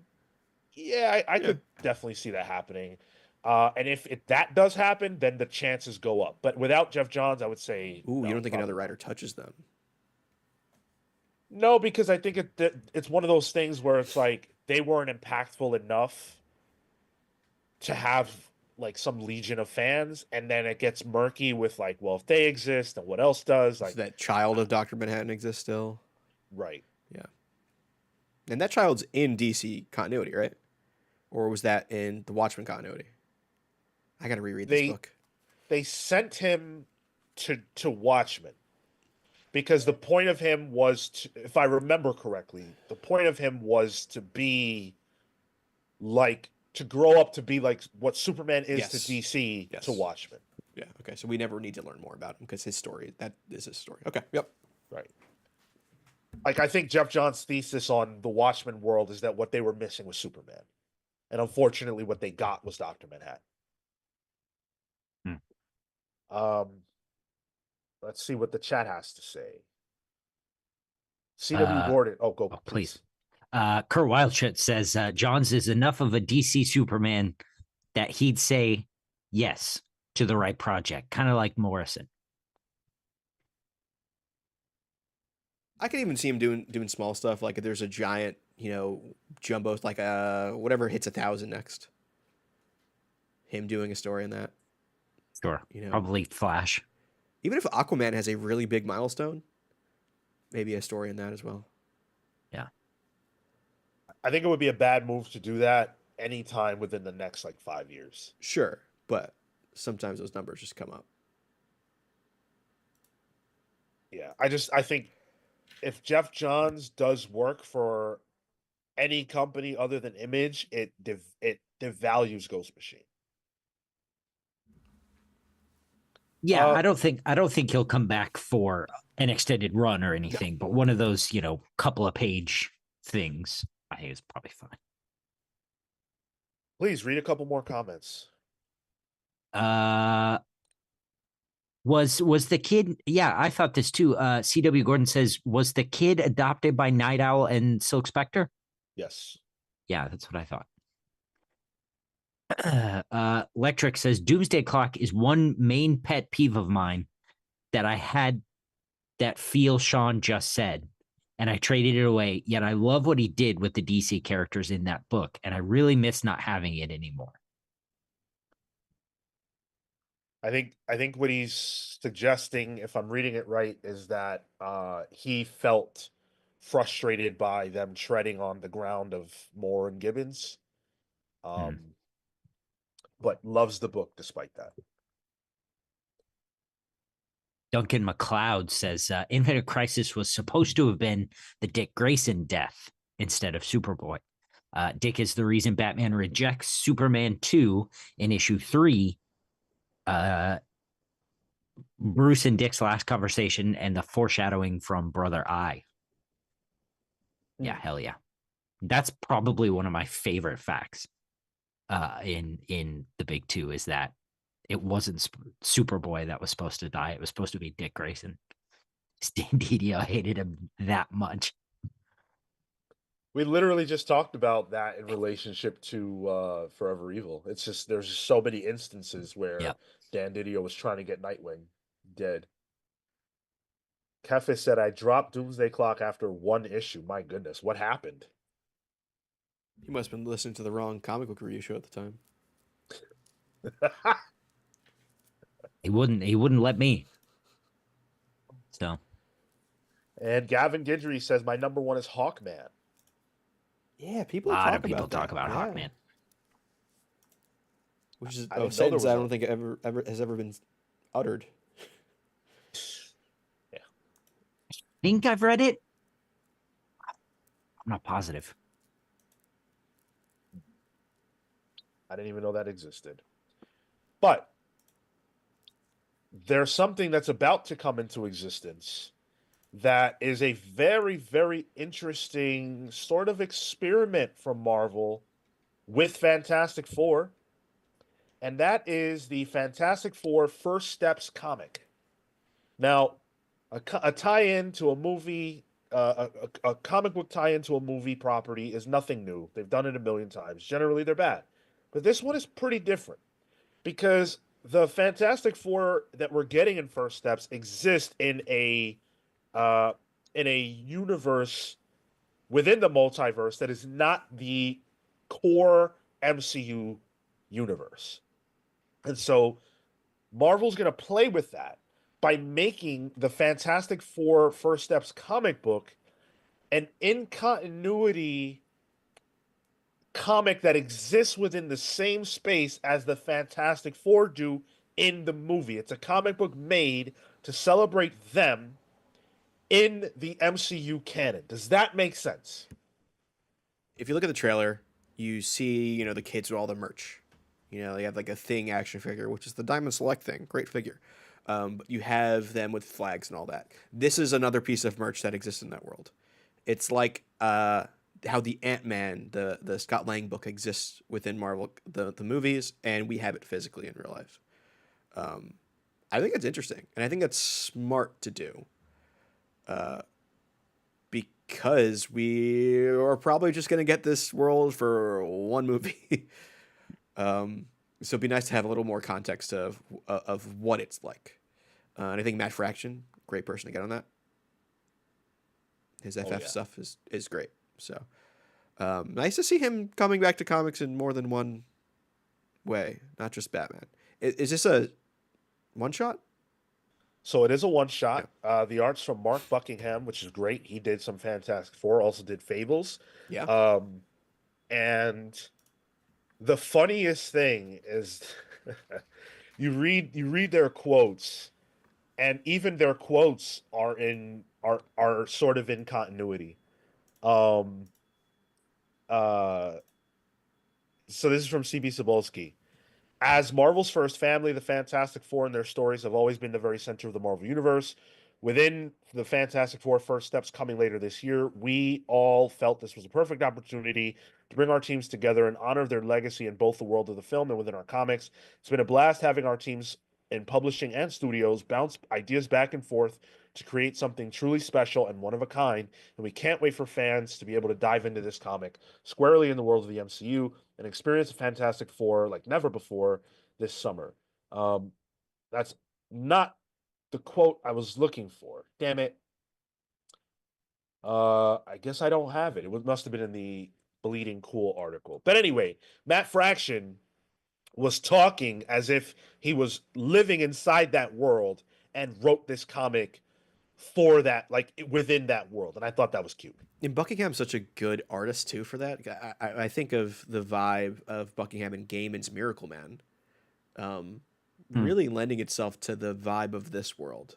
Sort of timeless, sort of outside of our own, but enough similar to a version of our own that it's recognizable.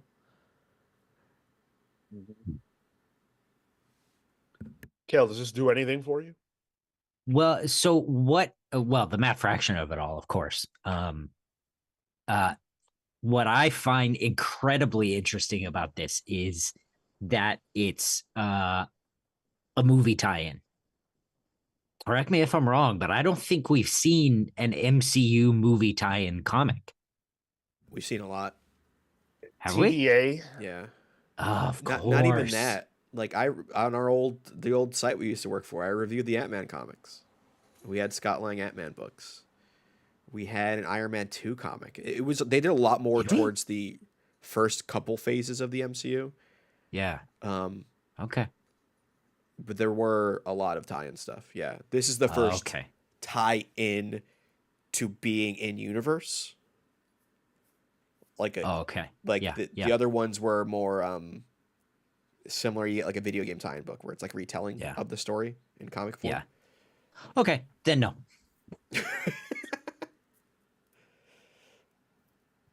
For me, the novelty comes from the fact that this is supposed to exist within that universe, that like this item exists there. And I think that's really cool. And because of what Tyler mentioned earlier, that we're not going to spend a lot of time in this space, the fact that there will be a comic devoted to it is pretty cool, and it helps sell the fact that these are the only heroes in that world. And we got a critical piece of information about that world that I didn't know before. The Fantastic Four, up until the point of the comics release anyway, have only existed for 4 years. They've only been a public team for 4 years. Bill says that Matt's quote was congratulating them for a 40-year anniversary. There you go. Yeah. Yeah, I'm looking at there's a whole wiki dedicated to all the MCU tie-in books. And like the last one we really got one for MCU movie was Eternals: The 500-Year War, which was an Infinite comic. And before that, it was a Black Widow prelude written by Peter David. Wow. Yeah, I was prepared to go on a whole thing about how Marvel is really hedging their bets here with a movie tie-in comic, and they're praying for anything, but that's clearly not true. Well, I think it's not totally untrue. They're doing something different here, at least. Yeah, I wonder if what's being angled here is that what's being angled here is that the comic and us having the comic in our hands, and it's a comic about that team, places us in that world. So our universe is supposed to be the one that this Fantastic Four is in.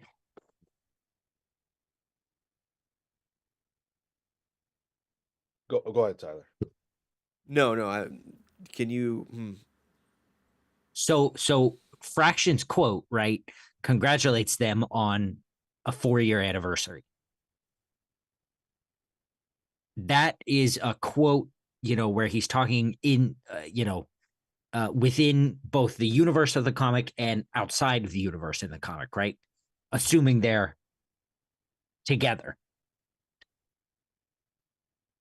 So with that comic releasing both here, and we see it, you said, in the trailer as well. So it's in the movie as well. We don't see it, but that's what they're saying is like it exists in that same universe, the same way all the other trinkets and toys and things that the kids had in the trailer also exist in that space. Yeah. So the comic is sort of our fourth wall breaking thread to say that this world that we're in right now is the Fantastic Four universe. That's where The it one loses that me. Yeah. we are in. The one right now. Galactus is on his way. Oh, I see what you're saying. I think Cale's saying that like our real life world is the world where the Fantastic Four in the movie exist in, and the reason why we're able to hold the comic is because that's showing us that this is history of our world, We are being transported to that world. essentially. Yeah. Or that we're in it. this is it. Yeah. Yeah. Yeah. Yeah, I could see that. I could see that. Um I love this as an experiment. I hope that there's not going to be a ton of this. Like the book, the Scott Lang book was cool. That's a nice little thing. This is cute, but I don't need this to be a regular occurrence. If they find interesting ways to sprinkle it in, then sure. I'm excited for this comic. Seems to confirm mole men though. Yes. Moloids and the mole man. Yes, indeed. Great. And this is out on July 2nd, by the way. Okay, so right Ooh, before. happy birthday to me. And also, like, I like how Phil Noto did that art on Twitter and Tumblr years ago, where it was like Avengers via Polaroid, right? And now he gets like he's that guy now, and it works for this cover, man. This cover's rad. Hell yeah. I still don't understand why Reed doesn't get the white turtleneck though. Design, probably. Yeah. Scriptured. What's up, Scriptured? Good to see you. I wonder if this book will be a glorified version of events for their first superheroism. And then in the movie, they might retell it from their real perspective. I doubt it, but that would be cool. Yeah, you know what I think this is like? I think this is like what we always sort of ask for, where it's like, how come we never see them fighting, like a lower scale villain, just to show what they do in the margins of like the central plot of the movie. I think this is sort of like that.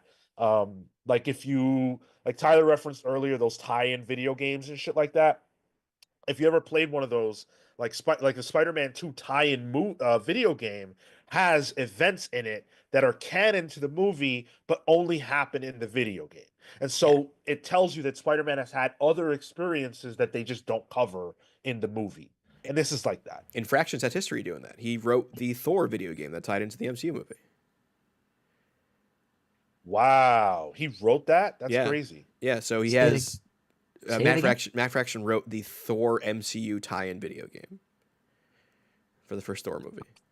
I didn't even know there was a video game. I checked Fraction's IMDb before this. I was like, what's he doing? Oh yeah, King of Monsters. Oh, Thor down there. So he has experience doing, in continuity storytelling for a non-comics property. Sick. I like that. Speaking of the Fantastic Four, though, they are teaming up in a crossover with the Gargoyles, which we referenced a little bit earlier. Now, the reason that this is interesting, it's going to be Gargoyles, Fantastic Four. They're throwing Angela in there as well. Wait, Guardians of the Galaxy, Neil Gaiman, Angela? The character that Marvel got back from Spawn, Image or whatever. Yeah.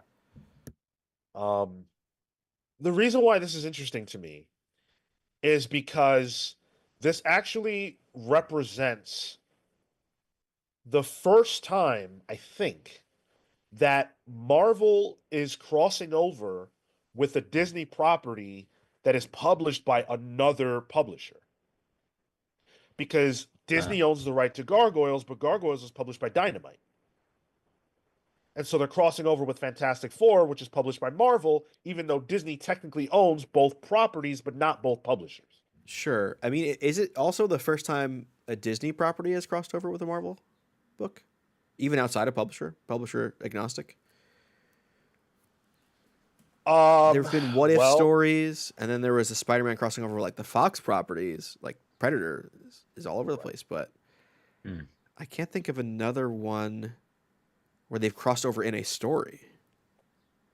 If you're discounting the Predator stuff because it's Fox, then I don't think it has happened. Yeah. Wild. First time. There are Sorry. was gonna say first time Fantastic Four is not being published by Marvel too. Yeah, it's a very interesting thing that they're doing here, and I know that there have been a lot of people concerned about the Disneyfication of Marvel and not wanting to see certain kinds of crossovers. Does this bother you guys at all? No, it doesn't bother me. It's just it is what it is. It's candy. It's not for me. I'm not a Gargoyles guy. But I'm cool with them doing this with other properties. Like, give me Daredevil with Darkwing Duck. Like I'm cool with that. It's just fun. It doesn't really matter to anything. Yeah, it doesn't bother me. I don't care about it. Yeah, it's kind of where I am. Yeah, it's like, oh, cool. This is cool for the people who wore this Venn diagram where they sit in the middle. This is cool as fuck to me. I really like Gargoyles. I love the Fantastic Four, and I don't think there's a reason why this shouldn't be okay. Like even if it's not your flavor, we've got DC crossing over with Naruto and Sonic and things like that, and it's cool. Like we're in that era right now, and I think it's acceptable for Marvel to get in on that without it having to represent some conspiracy to Disneyfy everything. I think people get in their heads about that, and I just don't think that's what this is. I don't see a difference between this and like the Godzilla crossover that they're doing. Yeah, DC does this all the time. I'm surprised it took this long, honestly, for Marvel to do it. Yeah. The one though that I guess like I personally never want to see and would represent a breaking of the glass to me is the Star Wars crossover. I'm at the point where just fucking give it Uh-oh. to me. Just do it. No. Break the seal. You're at the party. The party's gone on a little too long. You've been drinking too much. Just take a piss.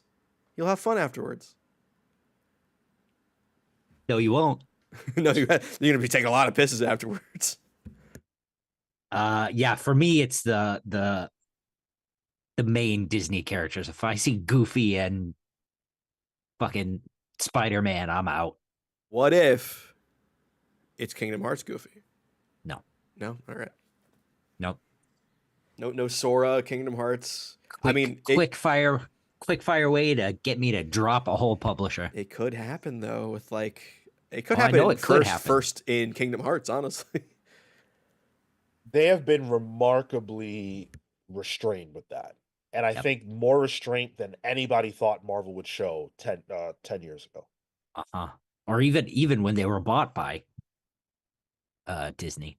That was the first thing people said. Do you- Like, oh, it's going to be Mickey Mouse and Spider-Man, and that has not happened. They've I had said that. Mickey Mouse as Spider-Man. Oh. Do you think what kind of numbers does Marvel versus Star Wars make? Big. That's massive. You think it makes more than DC versus Marvel? Yes, I think because so it's too. happened already. I think so too. I think remember how I think it was CB Cebulski had been saying like, "Oh, we've got the idea that's going to sell That's a the million idea. copies." Yeah.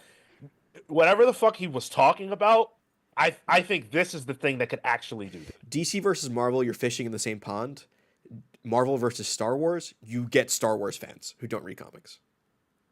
Yeah, that's absurd. That's an Yeah. absurd crossover Yeah. from like a number standpoint. What that would do. I want it. I just watched No. Andor. I'm back in the Star Wars train, guys. I'm thinking about my next tattoo. Who's gonna sit next to Jar Jar and Admiral Akbar on my leg? Like I'm in the Star Wars world again. Even watching Mon Mothma at a rave, loved it. Check out Andor. It's really great. I love it. Man, I'm you know what? I'm glad you like it. Paramount just did a big trailer for I think it was Paramount Plus and the new season of Star Trek Strange New Worlds. And it's a big crossover between Star Trek and SpongeBob, where like the crew is in a giant Patrick shaped ship. SpongeBob Wait. is a member of the crew. Wait, what? Wait, is this Yeah, in yeah, Strange New yeah. Worlds or is it in SpongeBob? It's in Strange New Worlds. Spock That's calls him Spock. wild. Hold Spock on. calls him something like Ensign Sponge Robert. I have to send it to you because you know what? It's so stupid, but it works better than it should. That is tremendously goofy. No, not Oh, Goofy. it's their SpongeBob. promotion. Sorry. Okay, yeah. They've been like that one where Picard uh punts something. Yeah, they've been doing Yeah, this for a while. yeah, yeah, Yeah, yeah. I like how stupid these stupid crossover things are. It's Sponge Robert. Yeah. Is he part of the security team too, or It looked like science to me. he? I don't know. SpongeBob's science team. Let's be real. Kingdom Hearts X Marvel. Scripture says he needs that. Sugoi Death, Jay's Jumbo. I'm just gonna call you Jay, dude. Um, what if Kingdom Hearts made an animated series? First of all, Kingdom Hearts animated series. Inject that into my veins. I Yeah, need that. 100%. That would rule. Kingdom Hearts X Marvel, though, in the video game space, sure. In any other space, I'm good. Don't need it. I guess I look at Kingdom Hearts kind of like I look at Smash Brothers. Yeah, But I do want that um, lightsaber keyblade though. oh, If they don't do Star Wars in the next game, they're fucking up. oh, I thought they were gonna do Star Wars in the last one, dude. No, okay, ready? You're flying your gummy ship. You're about to go to the new world, which you saw already. You're going to, I don't know, Monsters Inc. You're going there, and you're flying your gummy ship, and you see a Death Star. There's your world. Oh my god, you're fucking killing me right now. That's so They cool. they Damn. surprise drop it to you mid game. Oh, that's perfect. It is, and then you're in the Death Star at the moment when Luke, Han, Chewie, and they're all there during A New Hope. And then we could have Cloud versus Darth Vader. Okay, well now you're going too far. Why? That's what Kingdom Hearts is about. What I want to see is I want to see Donald take over the Obi-Wan role and have that kind of crossover, and then like Donald's cloak goes away, Sora freaks out, but he's just behind him without the cloak. Yeah, doesn't he? That would be funny. Yeah. Doesn't Donald die in one of the Kingdom Hearts games? He almost dies. Okay. Donald is one of in all of Final Fantasy lore. Donald is one of, if not the most powerful wizard in the game. Yeah, of course he is. I think he's the only one besides like a god that could fire Blizzaga, which is like the highest level blizzard spell. I could do it. Okay. Oh man. Lilo and Stitch Guardians crossover from Luna. That's a good one. I don't hate that. You know what? Yeah, that's a good one. Rocket and Stitch sells itself. What's Kefis talking about? That SpongeBob Star Trek trailer. No, Kefis, I didn't like it either, but it worked better than it should have. Kurt Wildshut says, does Marvel even have access to Kingdom Hearts? They'd have to deal with Square Enix. Well, if it's in the video game space, then you're talking about Disney and Square, and they've got a relationship, obviously, to publish those games. In the comic space, you're still talking about Disney and Square, but I think it's way less likely that we would see the properties that Square owns in a Marvel comic. And look at these crossovers people are throwing out. Hannah Montana and Dazzler. Okay, what the fuck? I mean, very similar. Juniper Lee and Zatanna. That's not Marvel though, but I appreciate the effort there. Juniper Lee is a deep cut. Give me Darth Vader versus Bucky.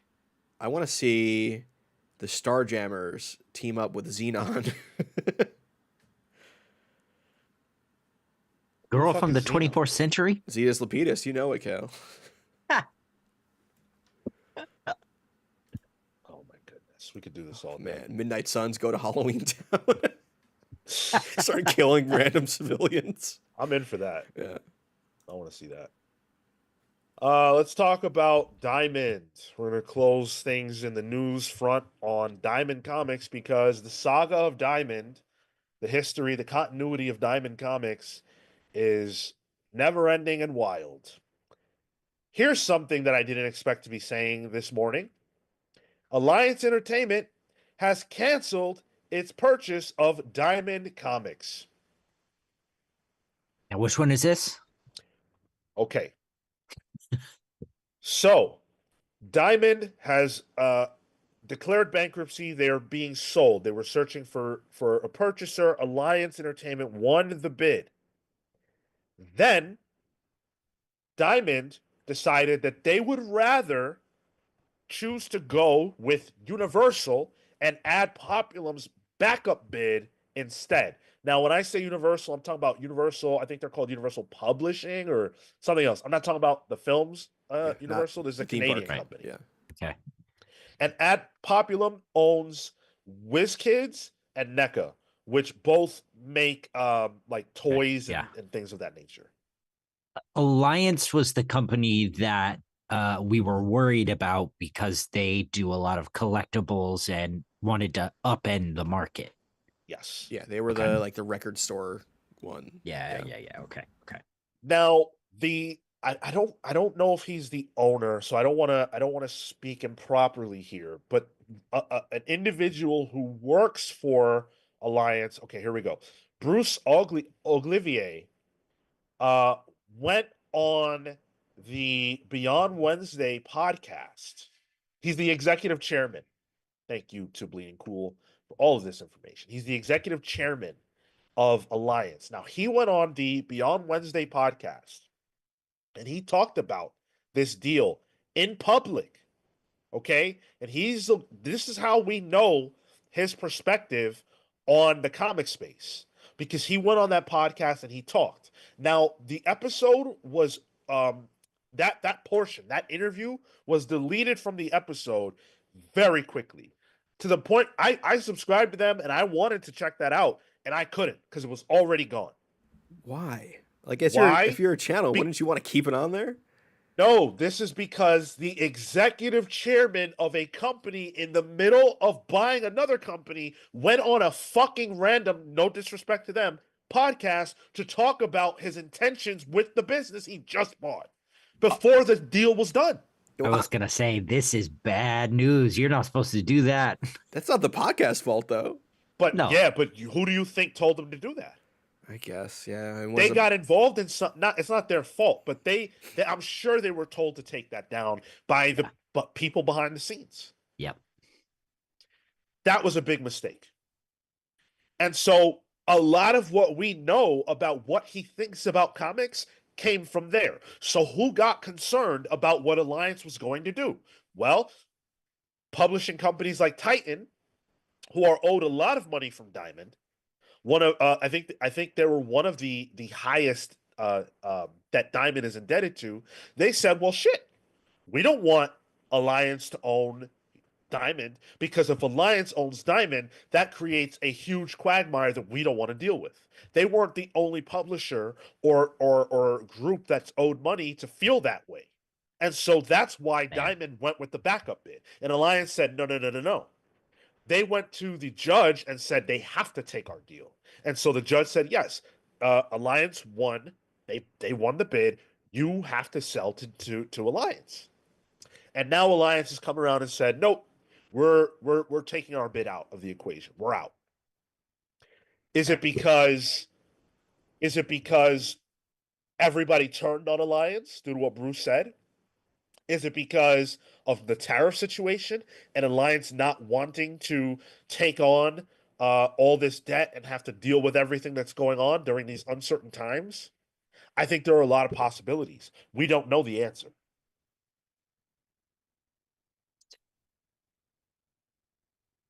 Though, Juicy. yeah, we may have just averted complete disaster.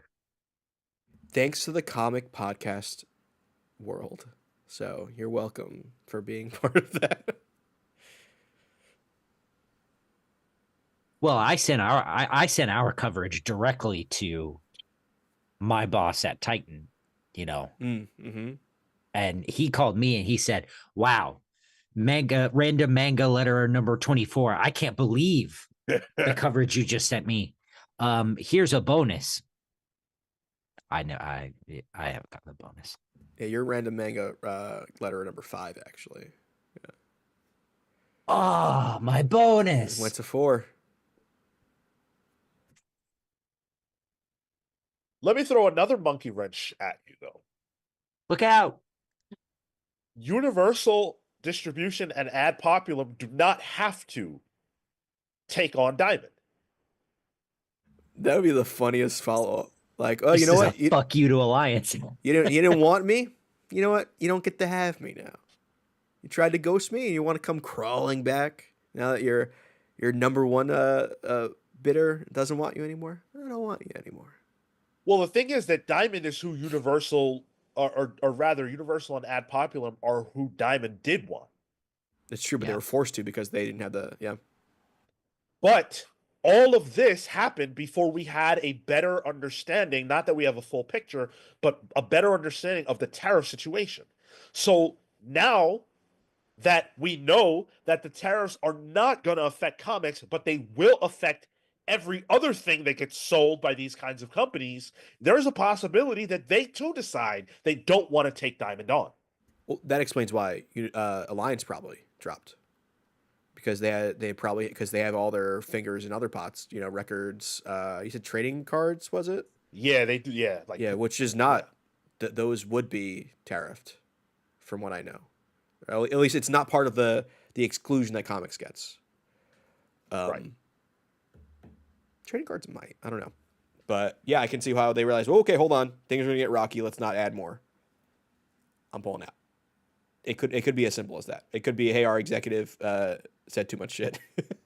And now everyone's freaking out. Yeah, we don't know the reason.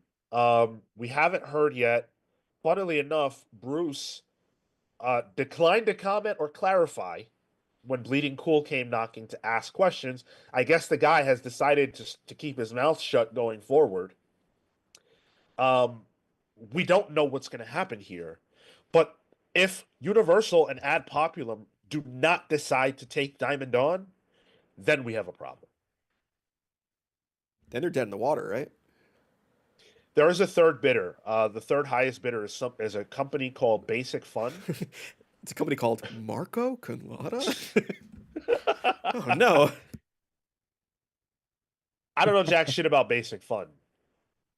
At what point can we put a bid on where everyone else just drops out and we're like the designated survivor of Diamond? Look, my student loan debt is pretty bad. Yeah, so let's not do that $5 bid. I don't think okay.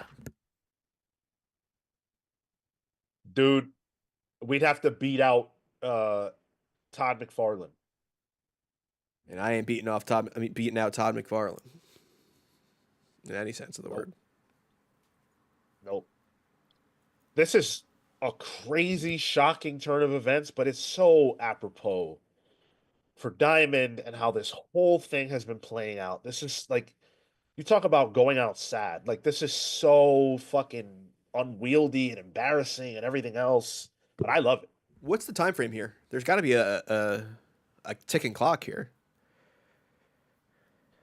Man, so there's so many timelines and things like that. Yeah, I it's don't convoluted at this point. know. I don't know when Universal and Ad Populum would have to make their decision. I don't know. But this is the ongoing saga, and we will continue to follow it. Because I remember when Elon bought Twitter, right? Like he was gonna pull out, and they're like, "Nope, you already said it. No take backsies," and he was forced to buy. There's got to be a time frame here for when either Universal is forced to either pull out or buy, or the next person up has to buy. Yeah. Surely, yeah. I just don't know. We're gonna have to see how things play out. Tune in next week.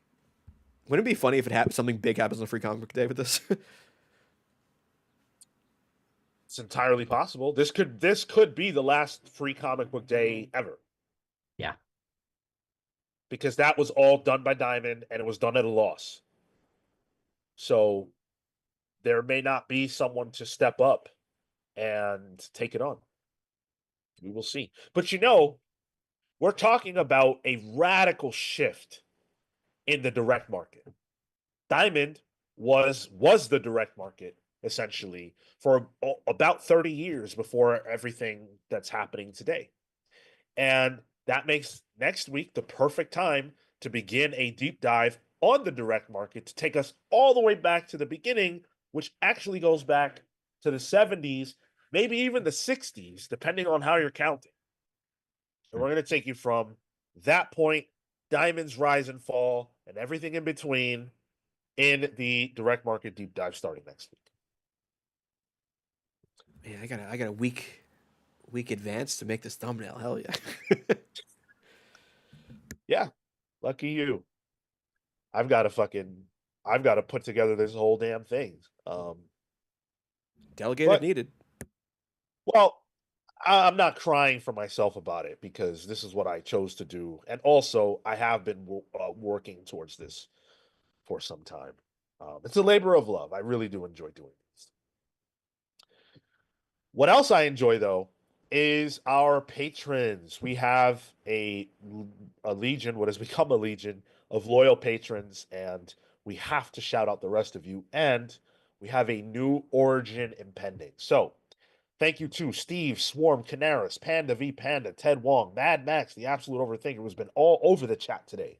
Blur, Jekyll Jose, Scripture, the Wardens of the Word, Hecatron, the Hate Machine, Amin, Almighty Perez, Houston, the Century Kid Murphy, Jasper the Gasper, Eddie, Peter, Living Lightning Electrics, Lucas Hallner, Young Dende, Hud, Dewooty, Shalom Warburg, and joining the Palsverse properly today, though they have been a patron for a few weeks, is Safe Haven, Hayden's Hideout. There are people in this world who have fallen through the cracks, people who have been forgotten or are hoping to be. These people can often be found in places the sun doesn't grace with the fullness of its presence, places that attract the darkness within humanity. The city has a place just like this. Its denizens refer to it as the Maw. It is a land abandoned by law and order, full of people whom the systems and safety nets meant to protect our most vulnerable have failed. Only one thing is assured of those who make their home in the Maw. Danger lurks around every corner, and no one is coming to save you. One night, a boy finds himself alone in the streets of the Maw. He and his friends had been on a food run and were seen by some hungry men. The boys split up, hoping to lose their pursuers and make it to the rendezvous point. But the mall has its own plans. Its many buildings, alleyways, and streets make up what the boy thinks of as a labyrinth, shifting, changing formation to trap the unwitting. The boy heard loud howls that seemed to be coming from all around him. Not the howls of wolves or coyotes, but the howls of men who've become beasts, not in the literal, but the spiritual sense.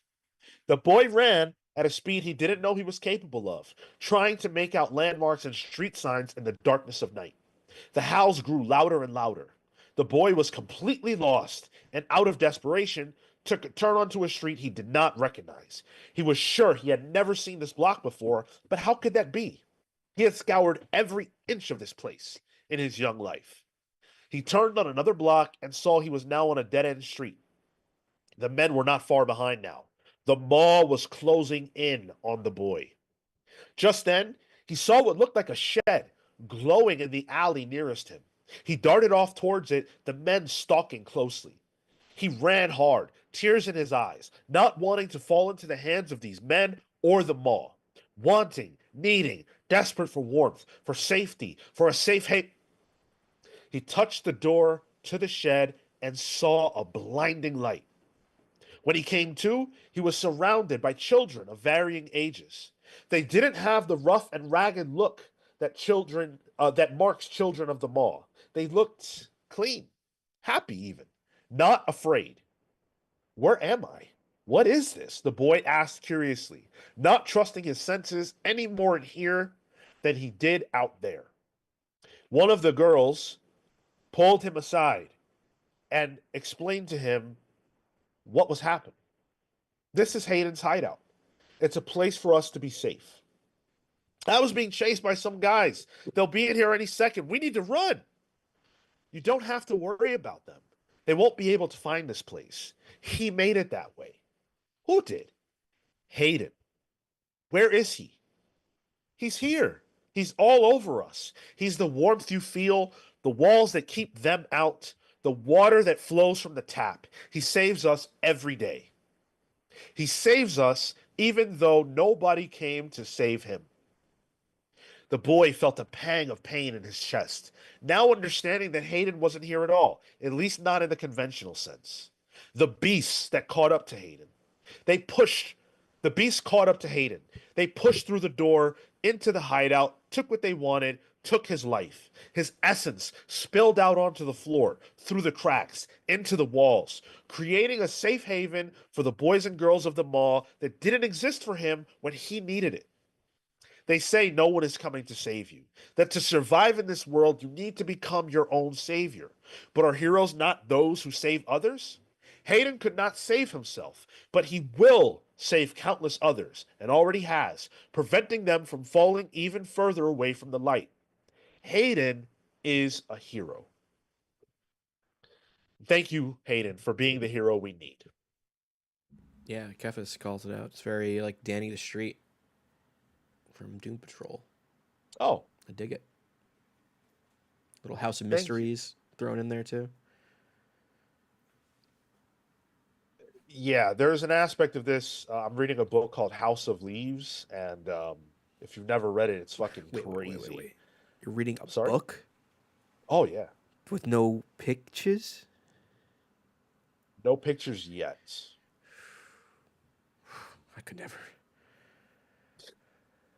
Anyway, I think some of what inspired that was probably that book.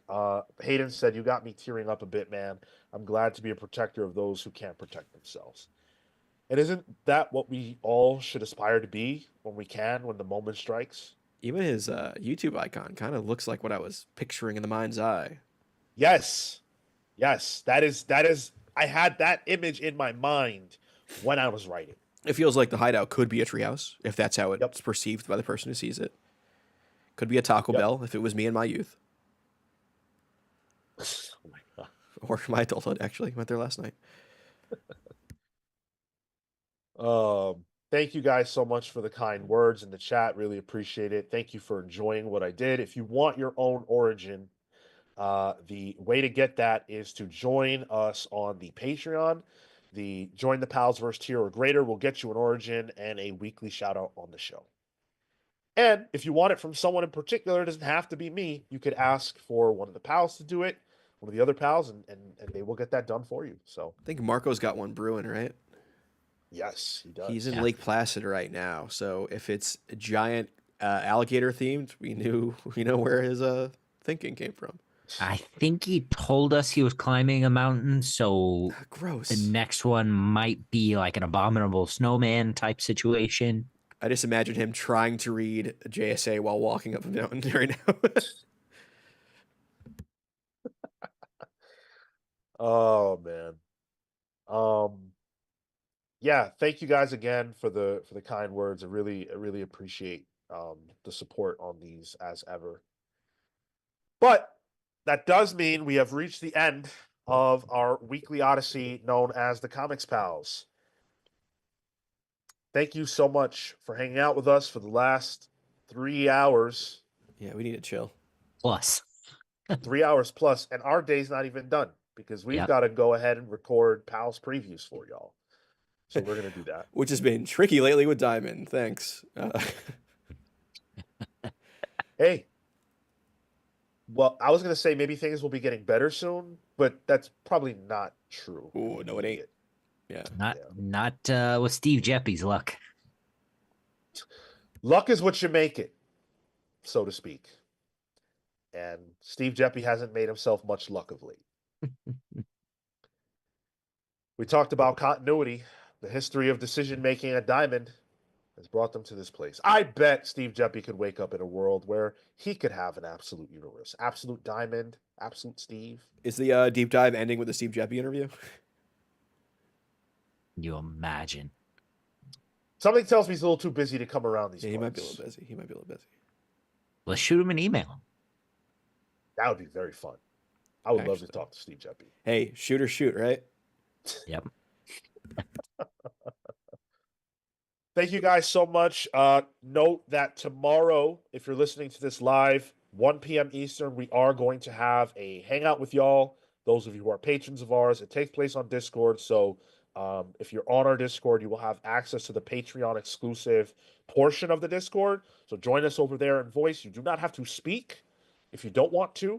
You can type. We'll read your comments. There is no video aspect, so you don't have to be on video if you're worried about that. Just have to come and have a good time and chat with us if you are so inclined. Tuesday, the book club, JSA, 6 p.m. Be there. Monday, Pals previews, 1 p.m. Be there. Thursday, 6 p.m. Pals pulls. And then before you know it, we're back on Saturday, 10:15 a.m. Eastern for the direct market deep dive and free comic book day. So we'll see you then. Thank you so much for hanging out with us.